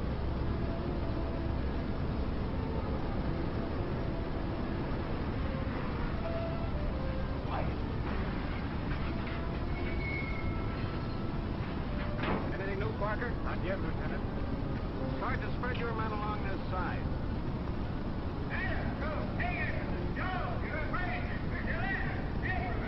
Corporal Peters' men will take care of the other side.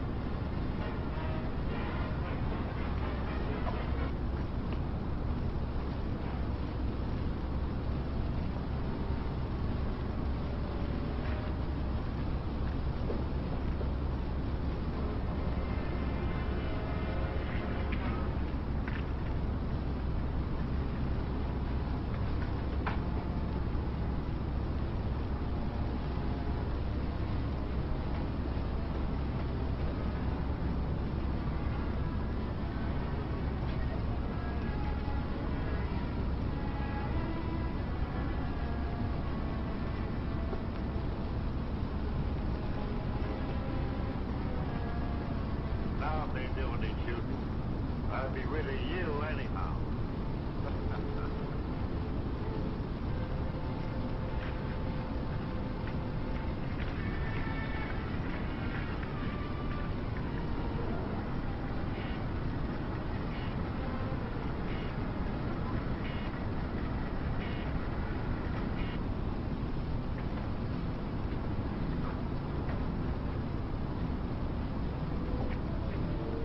Plan all sewed up, Cap. I spent 4 minutes inside with mask. All right, I'll follow it. Take your man, soldier. You stay outside.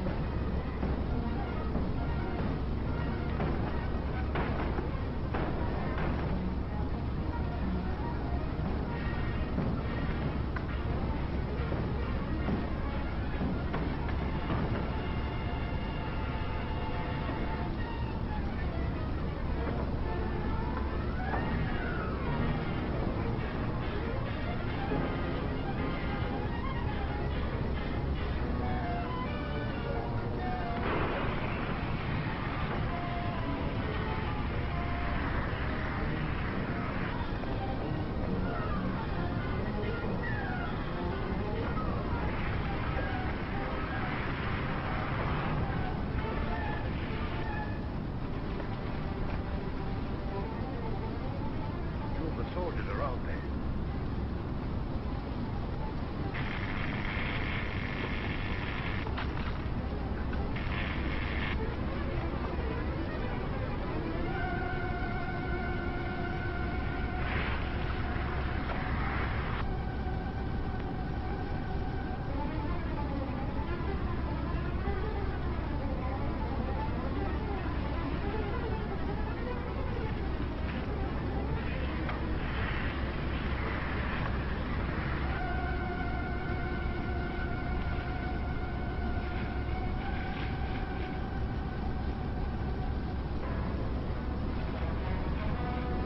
The airport.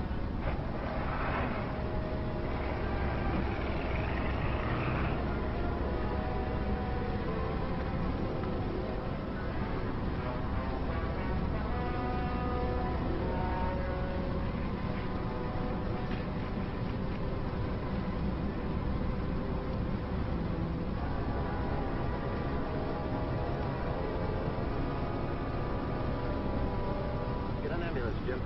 These men have to be gotten to Dr. Mallory at once.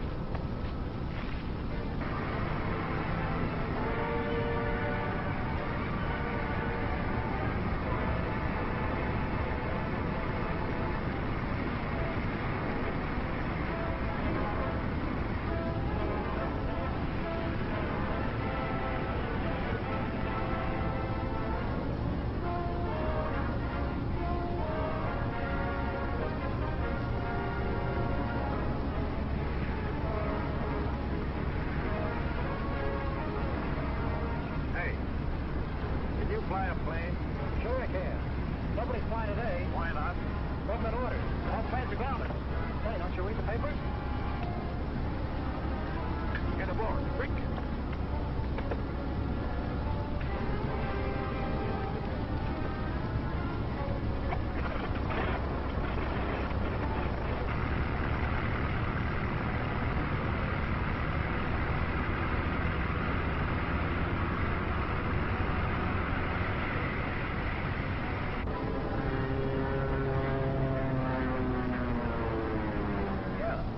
Biplane, two-seater, eh?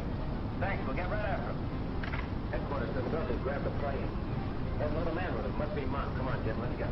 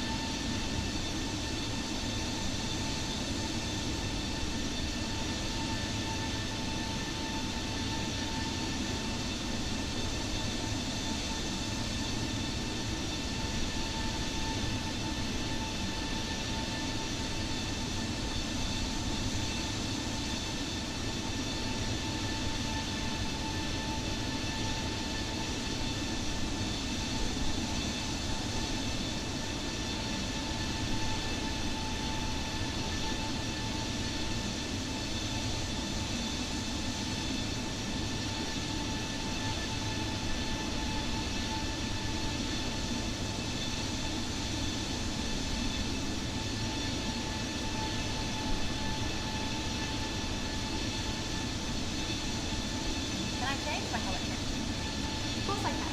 I always have full control over when and where my helmet protocol is applied. When I first picked the computer, that's why I love it. When I first picked it, here's the fact. I'm really impressed with it. So I understand my life around the block. I can pause my delivery if I want, and I want to be in charge. I can have my box delivered to my phone anytime. I can even have it delivered to another address. Plus, I can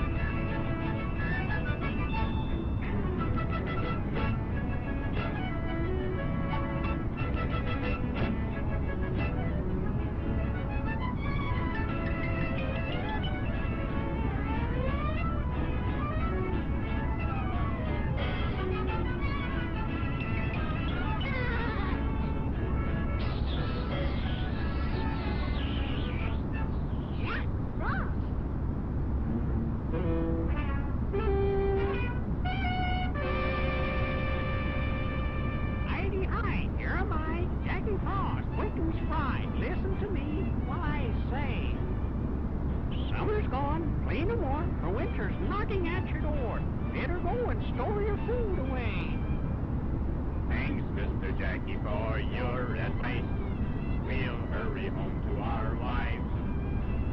We'll have our cupboards filled with supplies when Old Man Winter arrives. I don't have to worry. I don't have to care. My coat is very furry. I'm Grizzly Bear. If you meet Old Man Winter, you'll sing a different tune. It's time that you were safe in bed, for he will be here soon.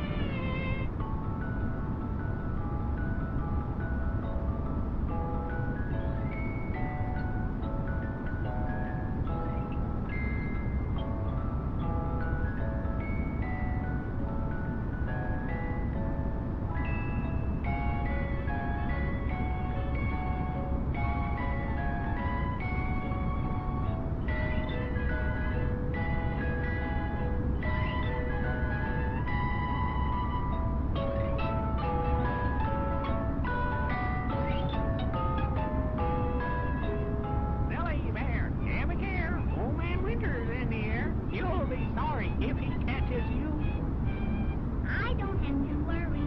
I don't have to care. My coat is very furry. I'm Grizzly Bear.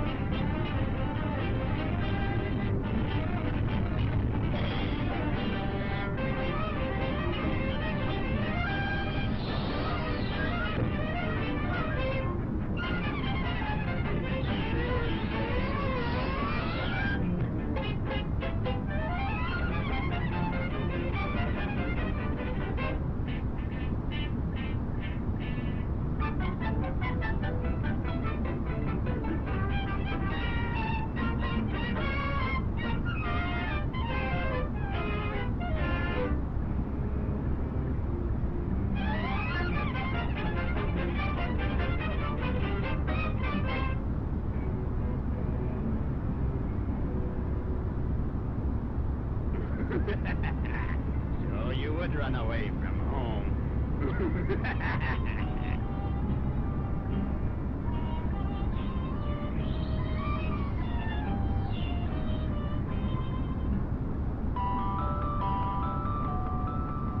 You would roam all alone. I told you not to leave your home, but you're a friendly grizzly bear. Dear Mr. Frost, I'm sorry. Oh, help me out, please do. Take me home to my nice warm bed. I'm freezing through and through.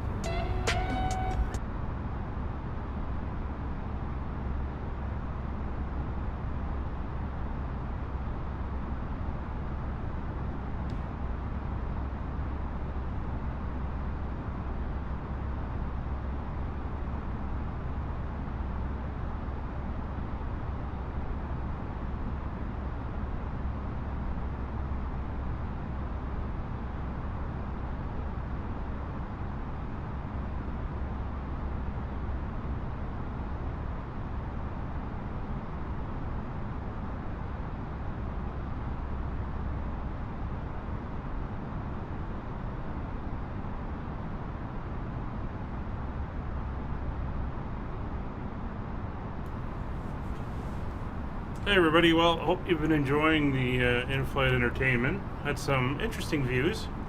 For some reason we got some lightning and stuff going on outside right now. Cartoons were kind of rare 1930s, 1940s, maybe early 50s cartoons. And the movie for today was, wow. Is there anything below a B movie? Maybe a C movie? Well, hope you've been enjoying the, that was pretty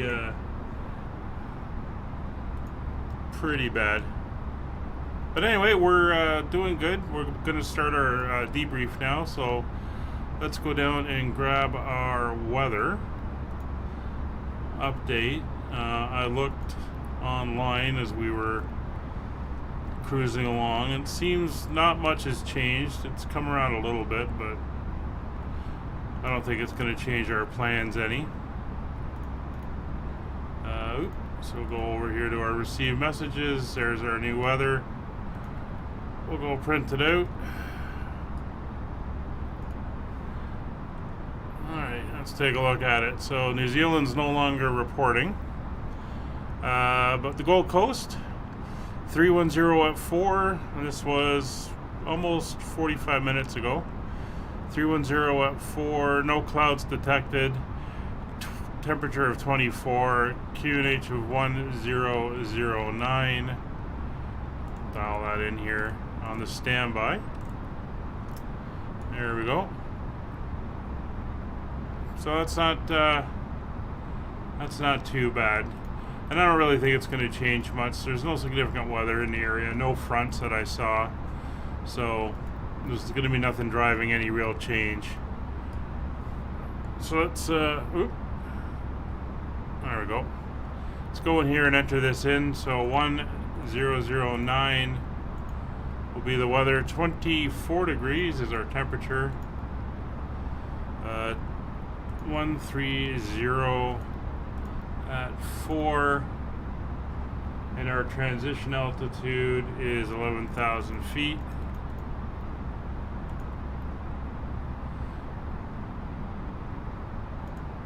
We're gonna have a decision altitude of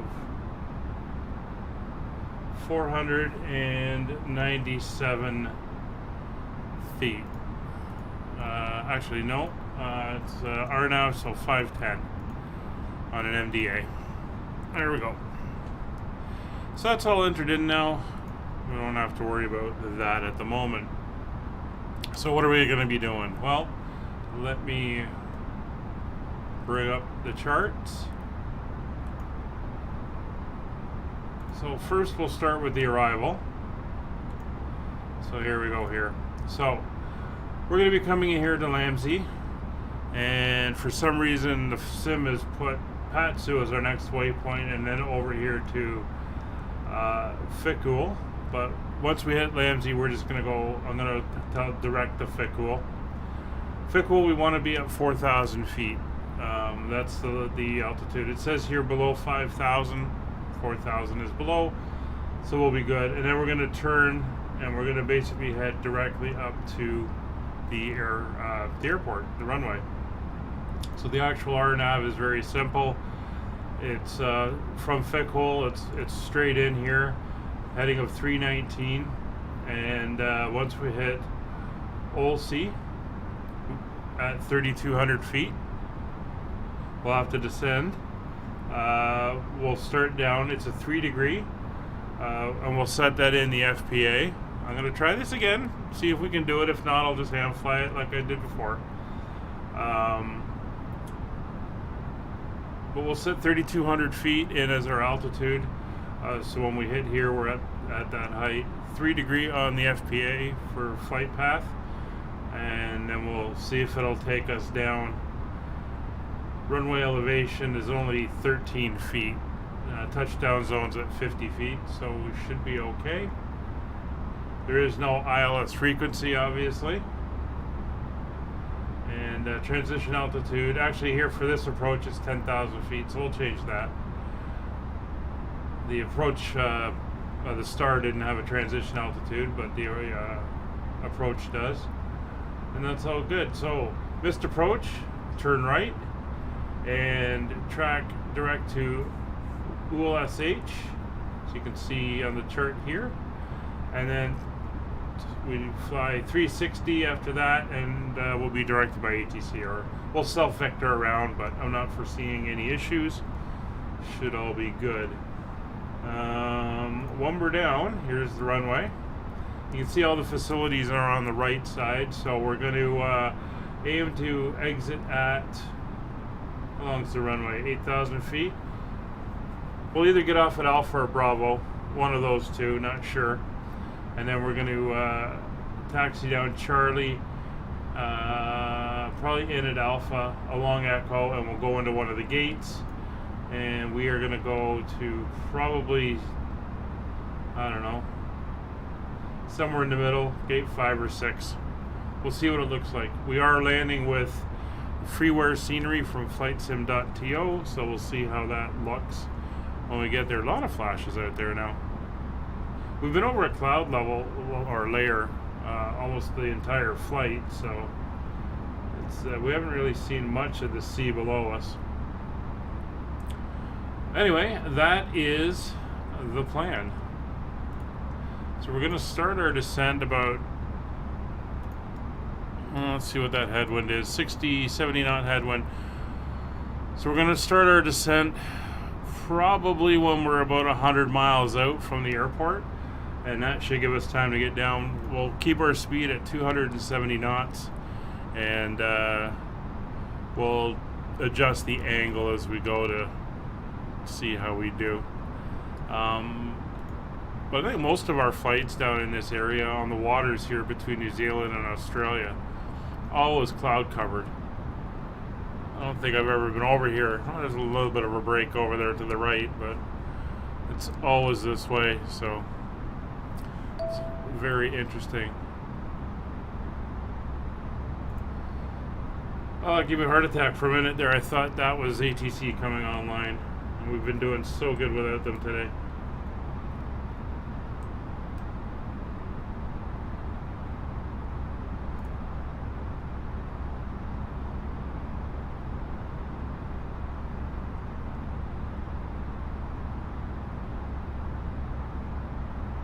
Somebody's doing their ATC ratings.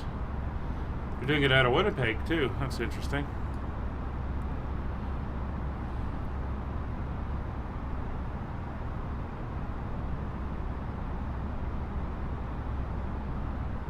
So for those who aren't too familiar, the airplane usually flies in heading mode and vertical speed mode for the descent. Heading mode, it will select a magnetic heading, and vertical speed, obviously, it's 500 or 1,000 feet per minute down. Pushing this button here changes to track mode, so it's tracking across the ground, which is great if they give you a specific degrees to follow. I've used it over certain VORs. And then FPA is a flight path angle. So like I said, for this one, it's a 3 degree down angle. So I'll set -3 degrees in here and see if the airplane will actually fly us down on it when we get down there. So rather than setting feet per minute, which I could do, although it's not as accurate, because if I pull up the approach, and it actually tells us feet per minute for a given speed. So if we're coming in at 140 knots, say, we need 743 feet per minute, and you can't dial that in on the airplane under vertical speed. But it is 3 degrees, and that you can dial in under the FPA. So that's how you kind of get your accuracy with that. So we're getting close. So we're going to go down to 4,000.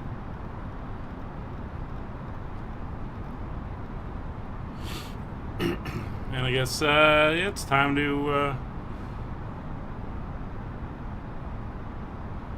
pretty much time to start down.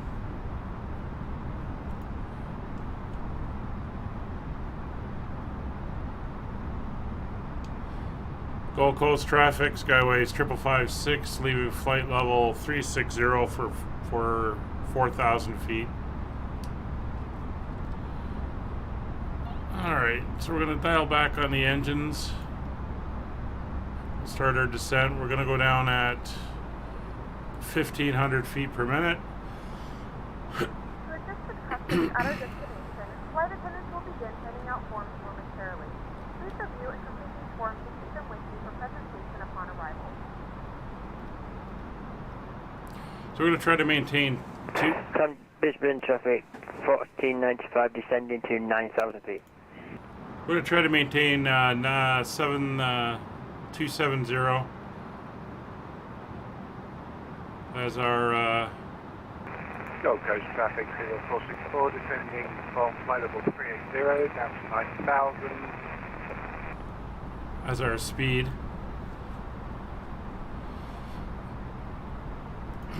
And that way there's a stable descent. So our performance information is entered in. Weather's set. No other traffic in the area.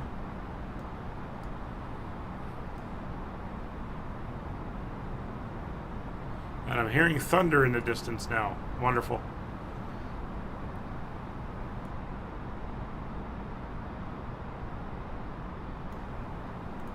Not sure where that's coming from.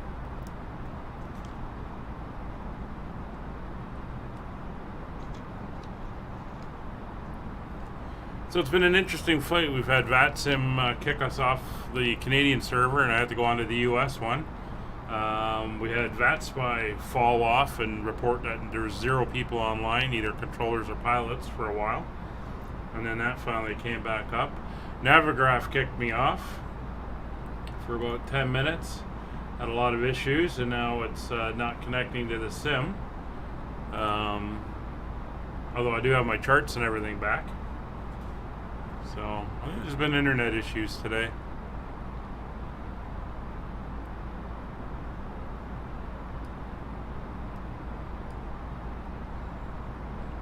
Here's those flashes again. This could just be weather here over the South Pacific. Hopefully it's a lot nicer when we get in towards the Australian coast.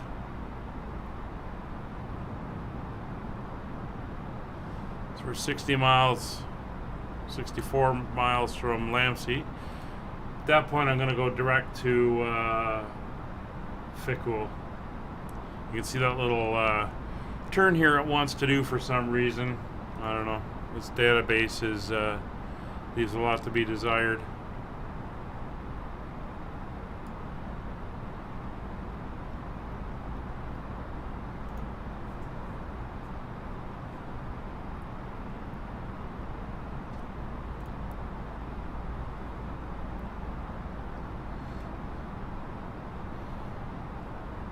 So other than these weird storms we're getting underneath us, the weather's been pretty good.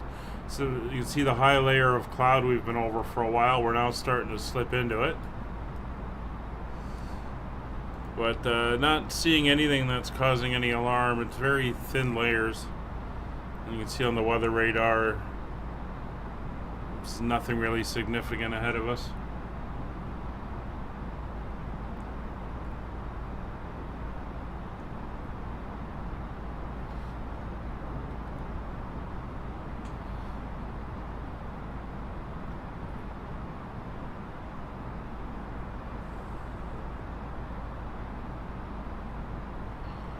Alright, so there's we're into the 20,000s, and as per my SOPs, we'll put the seatbelt sign on in the back, and that gets everyone seated and prepared and gives the cabin crew time to do their thing back there.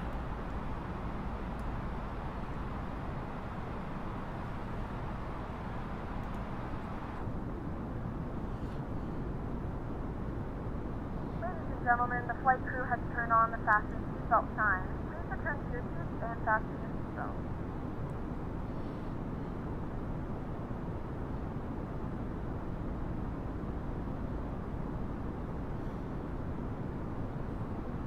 So it looks like we may get some interesting weather going down if we're seeing lightning out there. Well, granted, we did hear the thunder, and we have seen some flashes, so this could definitely get... Whoa! That was fairly close.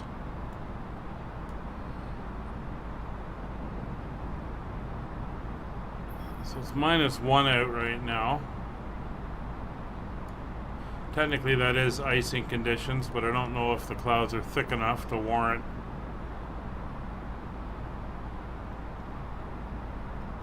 anti-ice. We're not getting any alarms, so I'm not too worried about it.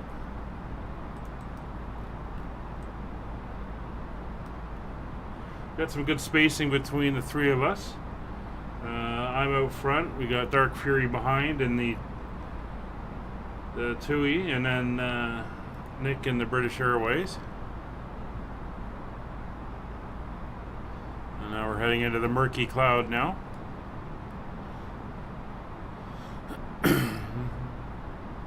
Oh, you're getting ice warnings? I've got nothing yet.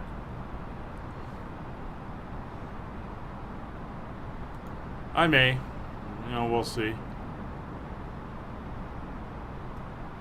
My temperature, it is warming up though. I'm up to 0 degrees outside, so I know you're supposed to put it on when it's 10 degrees or less, but everything is fine so far.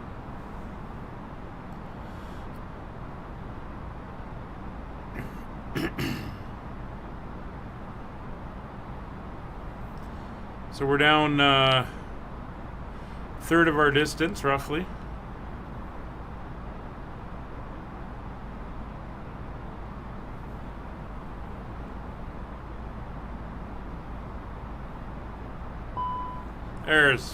There's the ice warning. Alright, so wing and engine ice are on. Looks like we're gonna come out of that layer.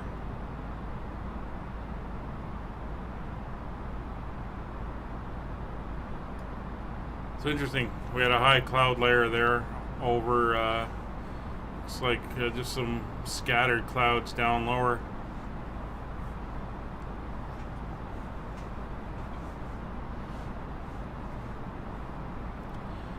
It's making for an interesting arrival, I'll say that. Alright, we're going to pick up the descent a little bit.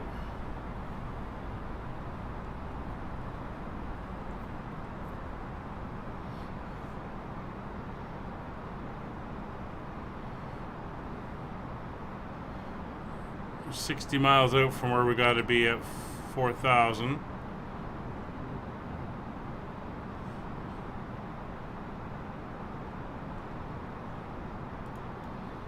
We can now see the ocean.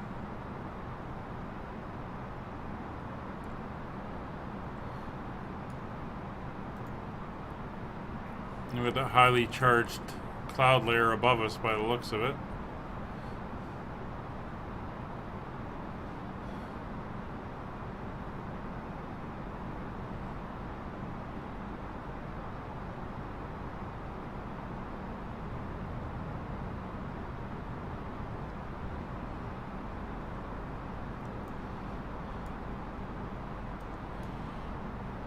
Just get ready for our direct to.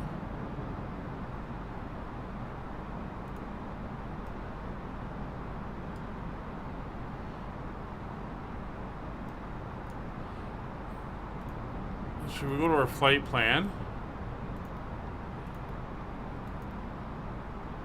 I mean, the altitudes are in there, so who knows, it may work.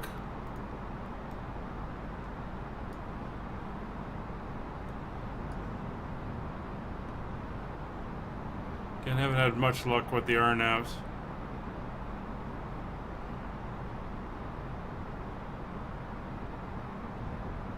So IGLAP, we're supposed to be above 9,000. Vidrum 5,000. Now they're not on our points, but they're about equal distance between Lamsey and Fiscal. So we're not doing too bad.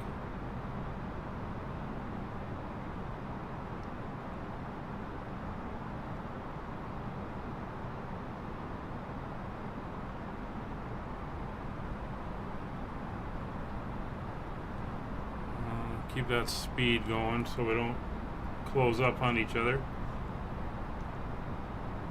Well, Helmsworth is Australian, so makes sense.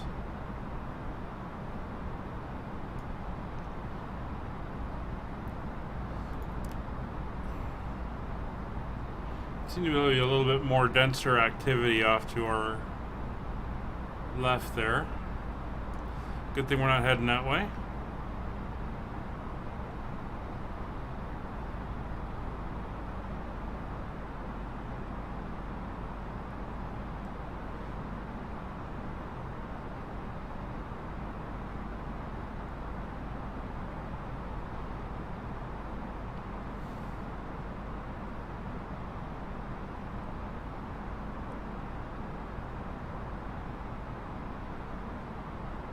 So I'm going to go direct to Fixel now.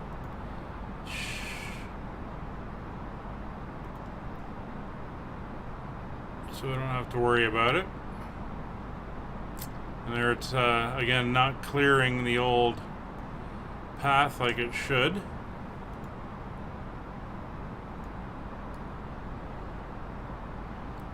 42 miles to get down to 4,000, which is fine. I'm going to just slow the descent rate again slightly.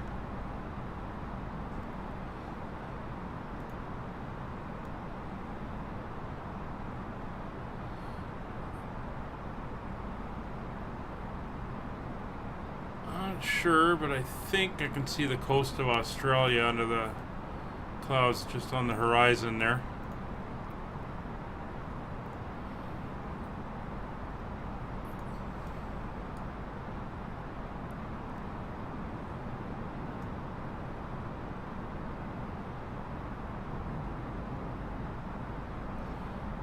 Definitely hearing a lot of rumbling. Alright, well, we're through those clouds, so let's turn off that anti-ice. So the one thing I wanted to change was the transition altitude, as when we looked on the approach plate. It's 10,000 feet. So that's now in.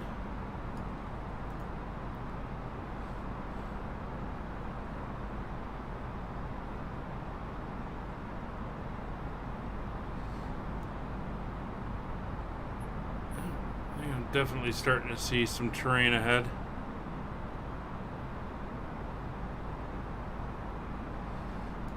Headwinds died down, right down almost.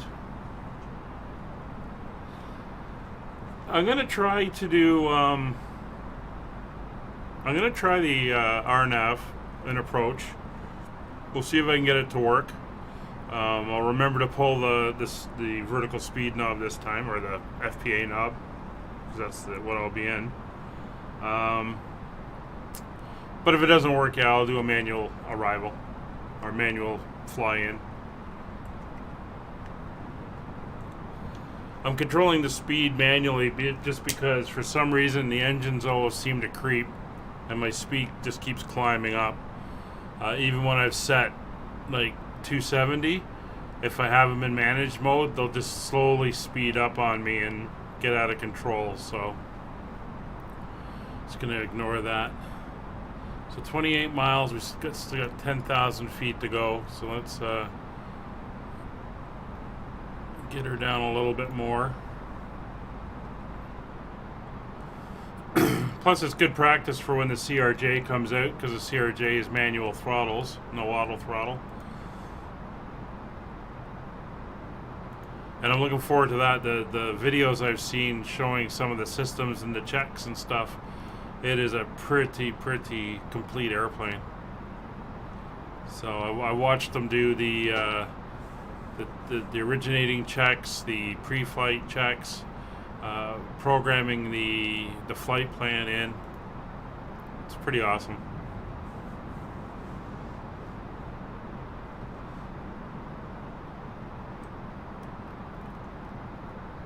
And hopefully that airplane's out very shortly,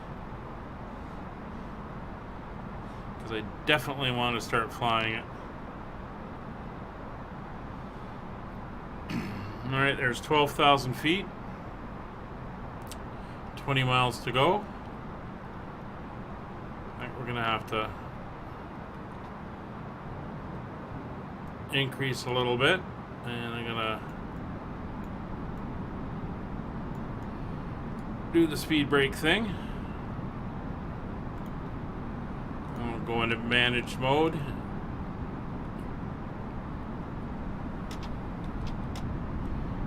There we go.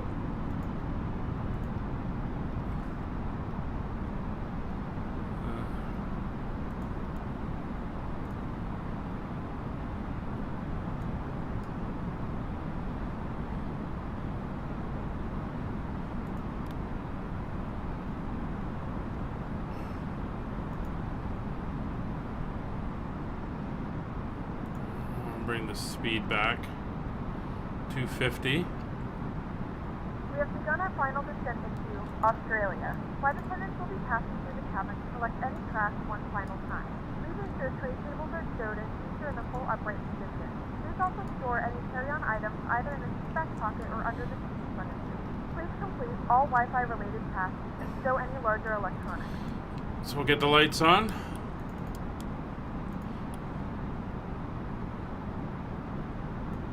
Okay. Don't need landing systems.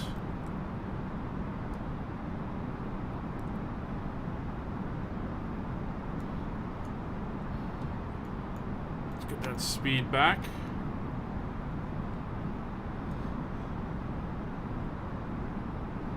Definitely see the Australian coast now.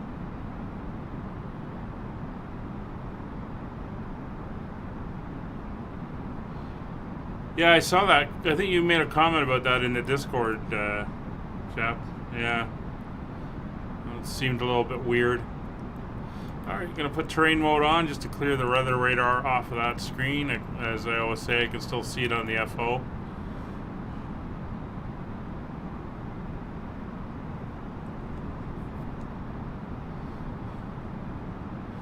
$10 miles out, 2,000 feet to go.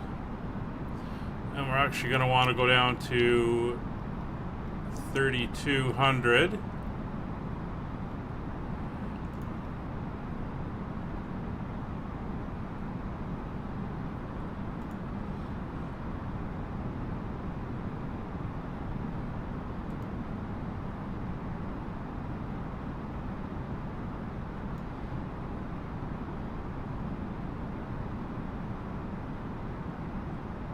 Holding at 250. I'm gonna arm approach mode.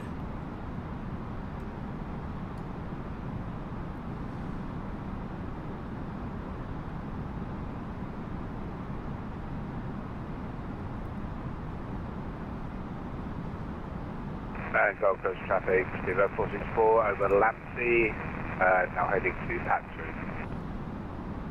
So we're starting to... Whoa! That was blinding. That was that cloud right there beside us. Gold Coast traffic, Tomjet 1495 is on the RNAV 32 approach, down to Lundy. Wow. Alright. Speed brakes are off and armed. Auto brake number 1.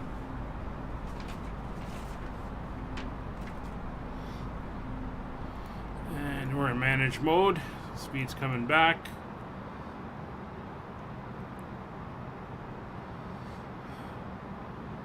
And we're at 3,200.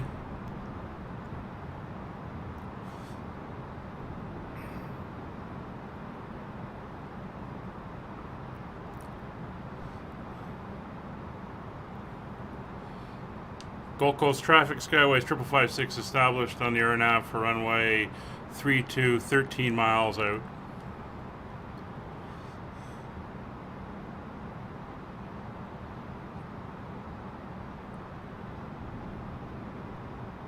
Alright, so as soon as the altitude's good, so I'm gonna dial that down to like there. I'm gonna go in FPA mode. We're gonna go 3 degree down.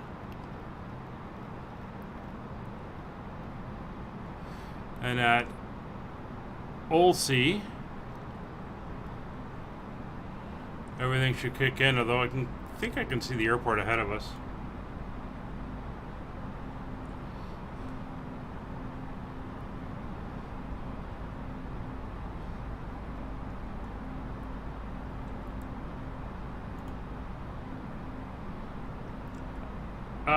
It's in manage mode right now, holding altitude, and then I'm going to go to approach mode, so it's going to override any setting on that anyway.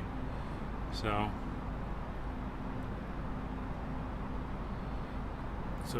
approach mode is active.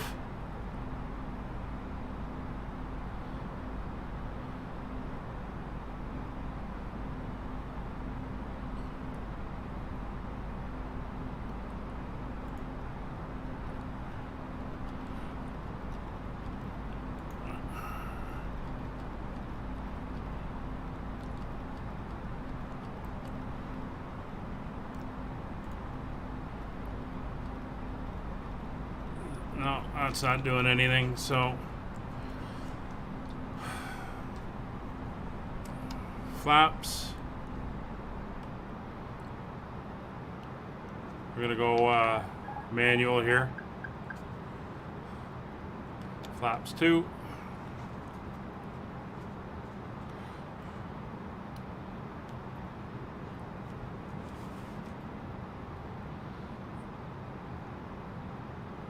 So yeah, I can't figure out this RNAV system.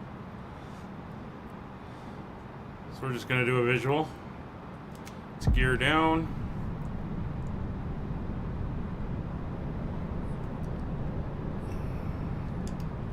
And let's get squared up here. Dean to cabin.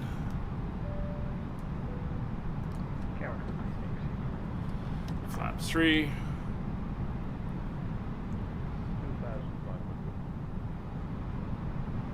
6 miles roughly.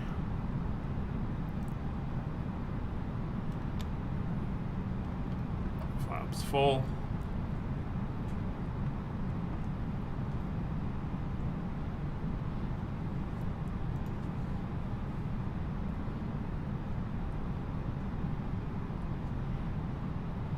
So about 700 or 800 feet is about 3 degrees, so I'm a little high. I can see by the PAPI lights, they're all white, so we're just going down at about 1,000 feet. Alright, let's get ourselves squared up here.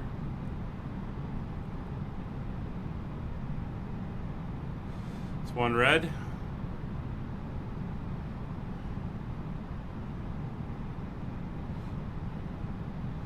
Two red.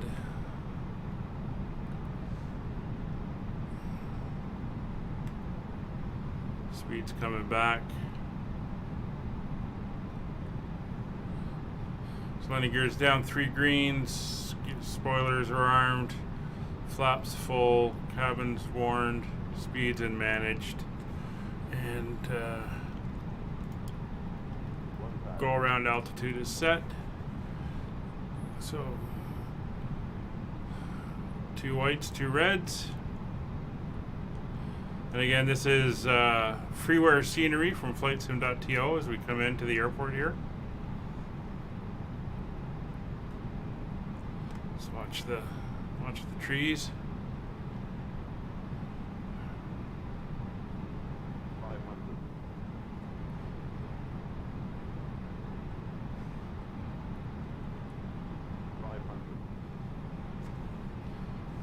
Gold Coast traffic, Skyways 5556, 2 mile final, runway 32.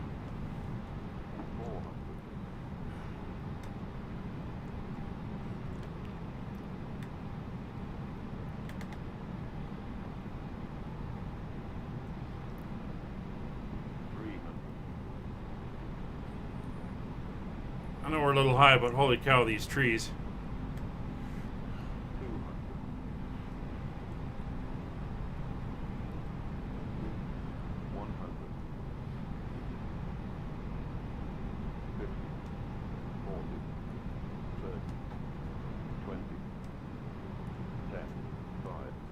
Gold Coast traffic, Tomjet 1495 is on final. 10 miles for 32. Alright, reversers are green. Auto brake is braking. 60 knots. Reversers off. Auto brake off. I'm going to turn here at this taxiway.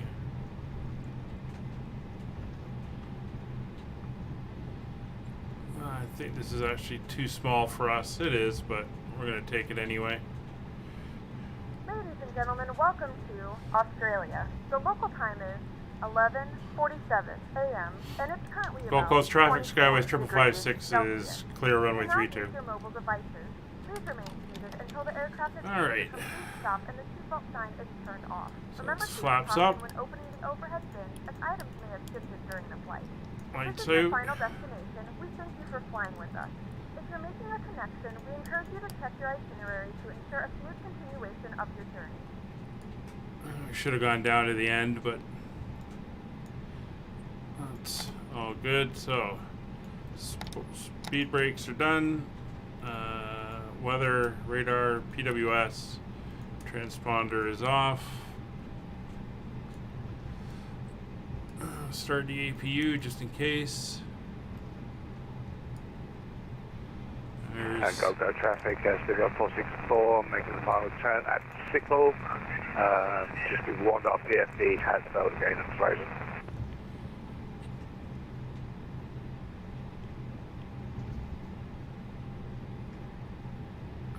It is strangely busy here, considering there's not supposed to be any traffic. That must be the scenery, because I have traffic off.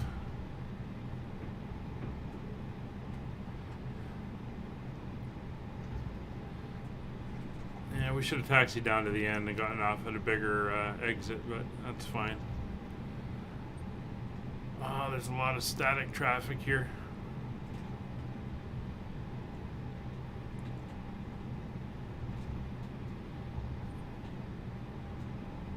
And some of it looks kind of weird.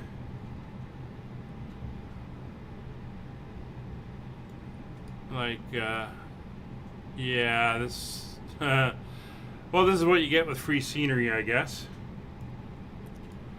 Wow, looks like that airplane burned at the gate.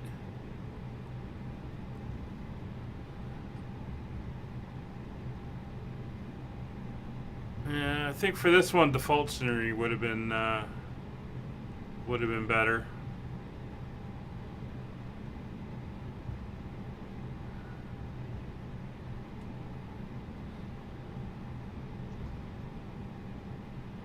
Wow.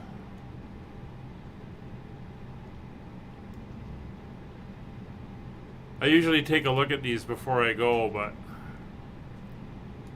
I did not in this case. Oh, here's an empty one.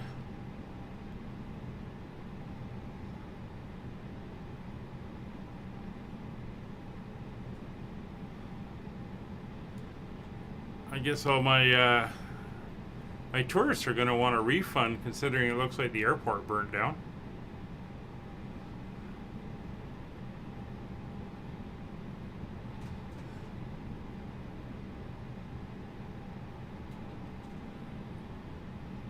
But they do have ground power, so that's a good thing. Alright, so parking brakes are set, thrust levers are at idle. Ground contact established, ground operations fine, electrical power is established, APU can come off, engines are off, and we're 1 minute 26 seconds ahead of schedule. Alright, they can come off, signs will go off, anti-ice lights, turn off the flight directors and the approach mode, and everything else is good. Yeah. Reminder to self, check next time.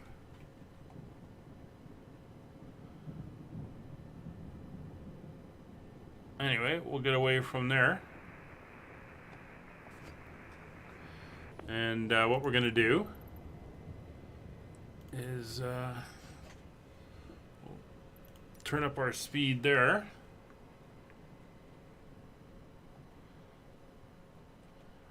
And we'll go over here and watch Nick's landing.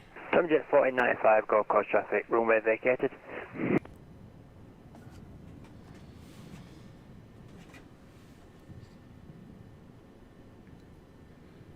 So some of the freeware sceneries are great. I mean, the Gatwick one I use is fantastic.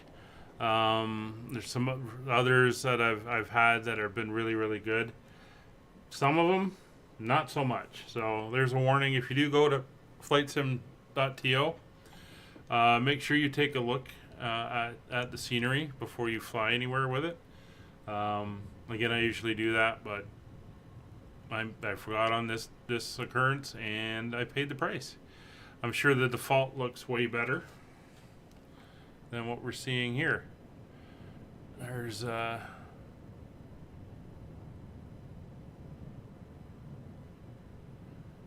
Fury's down there somewhere.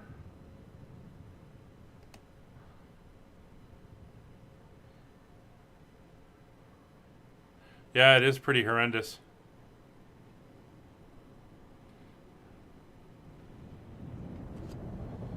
It's I think somewhere around there. Should allow me to track.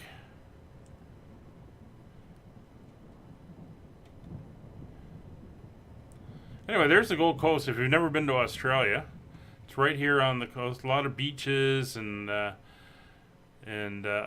places here. It's kind of the sunshine touristy part of Australia.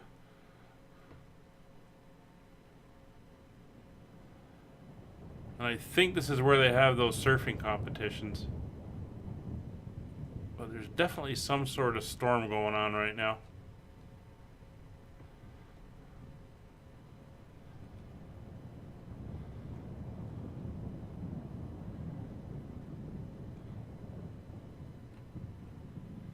Anyway,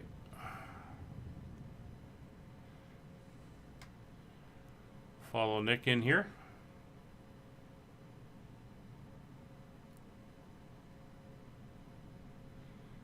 He comes in over the town.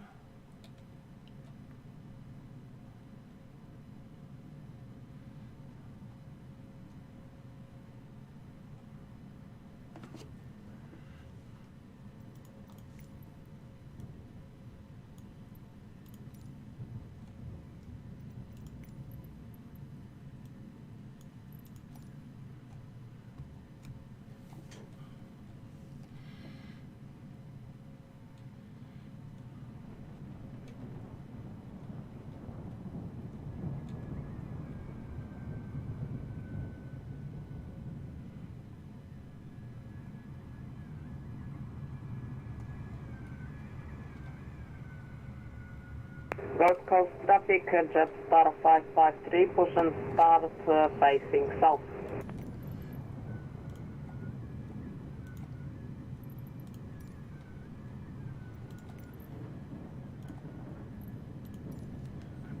There we go.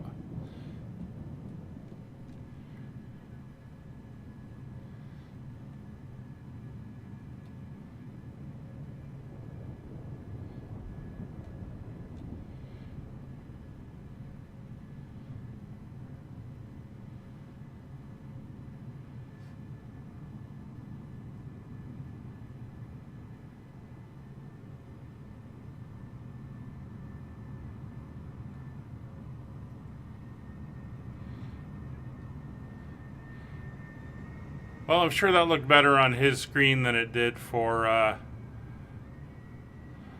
me.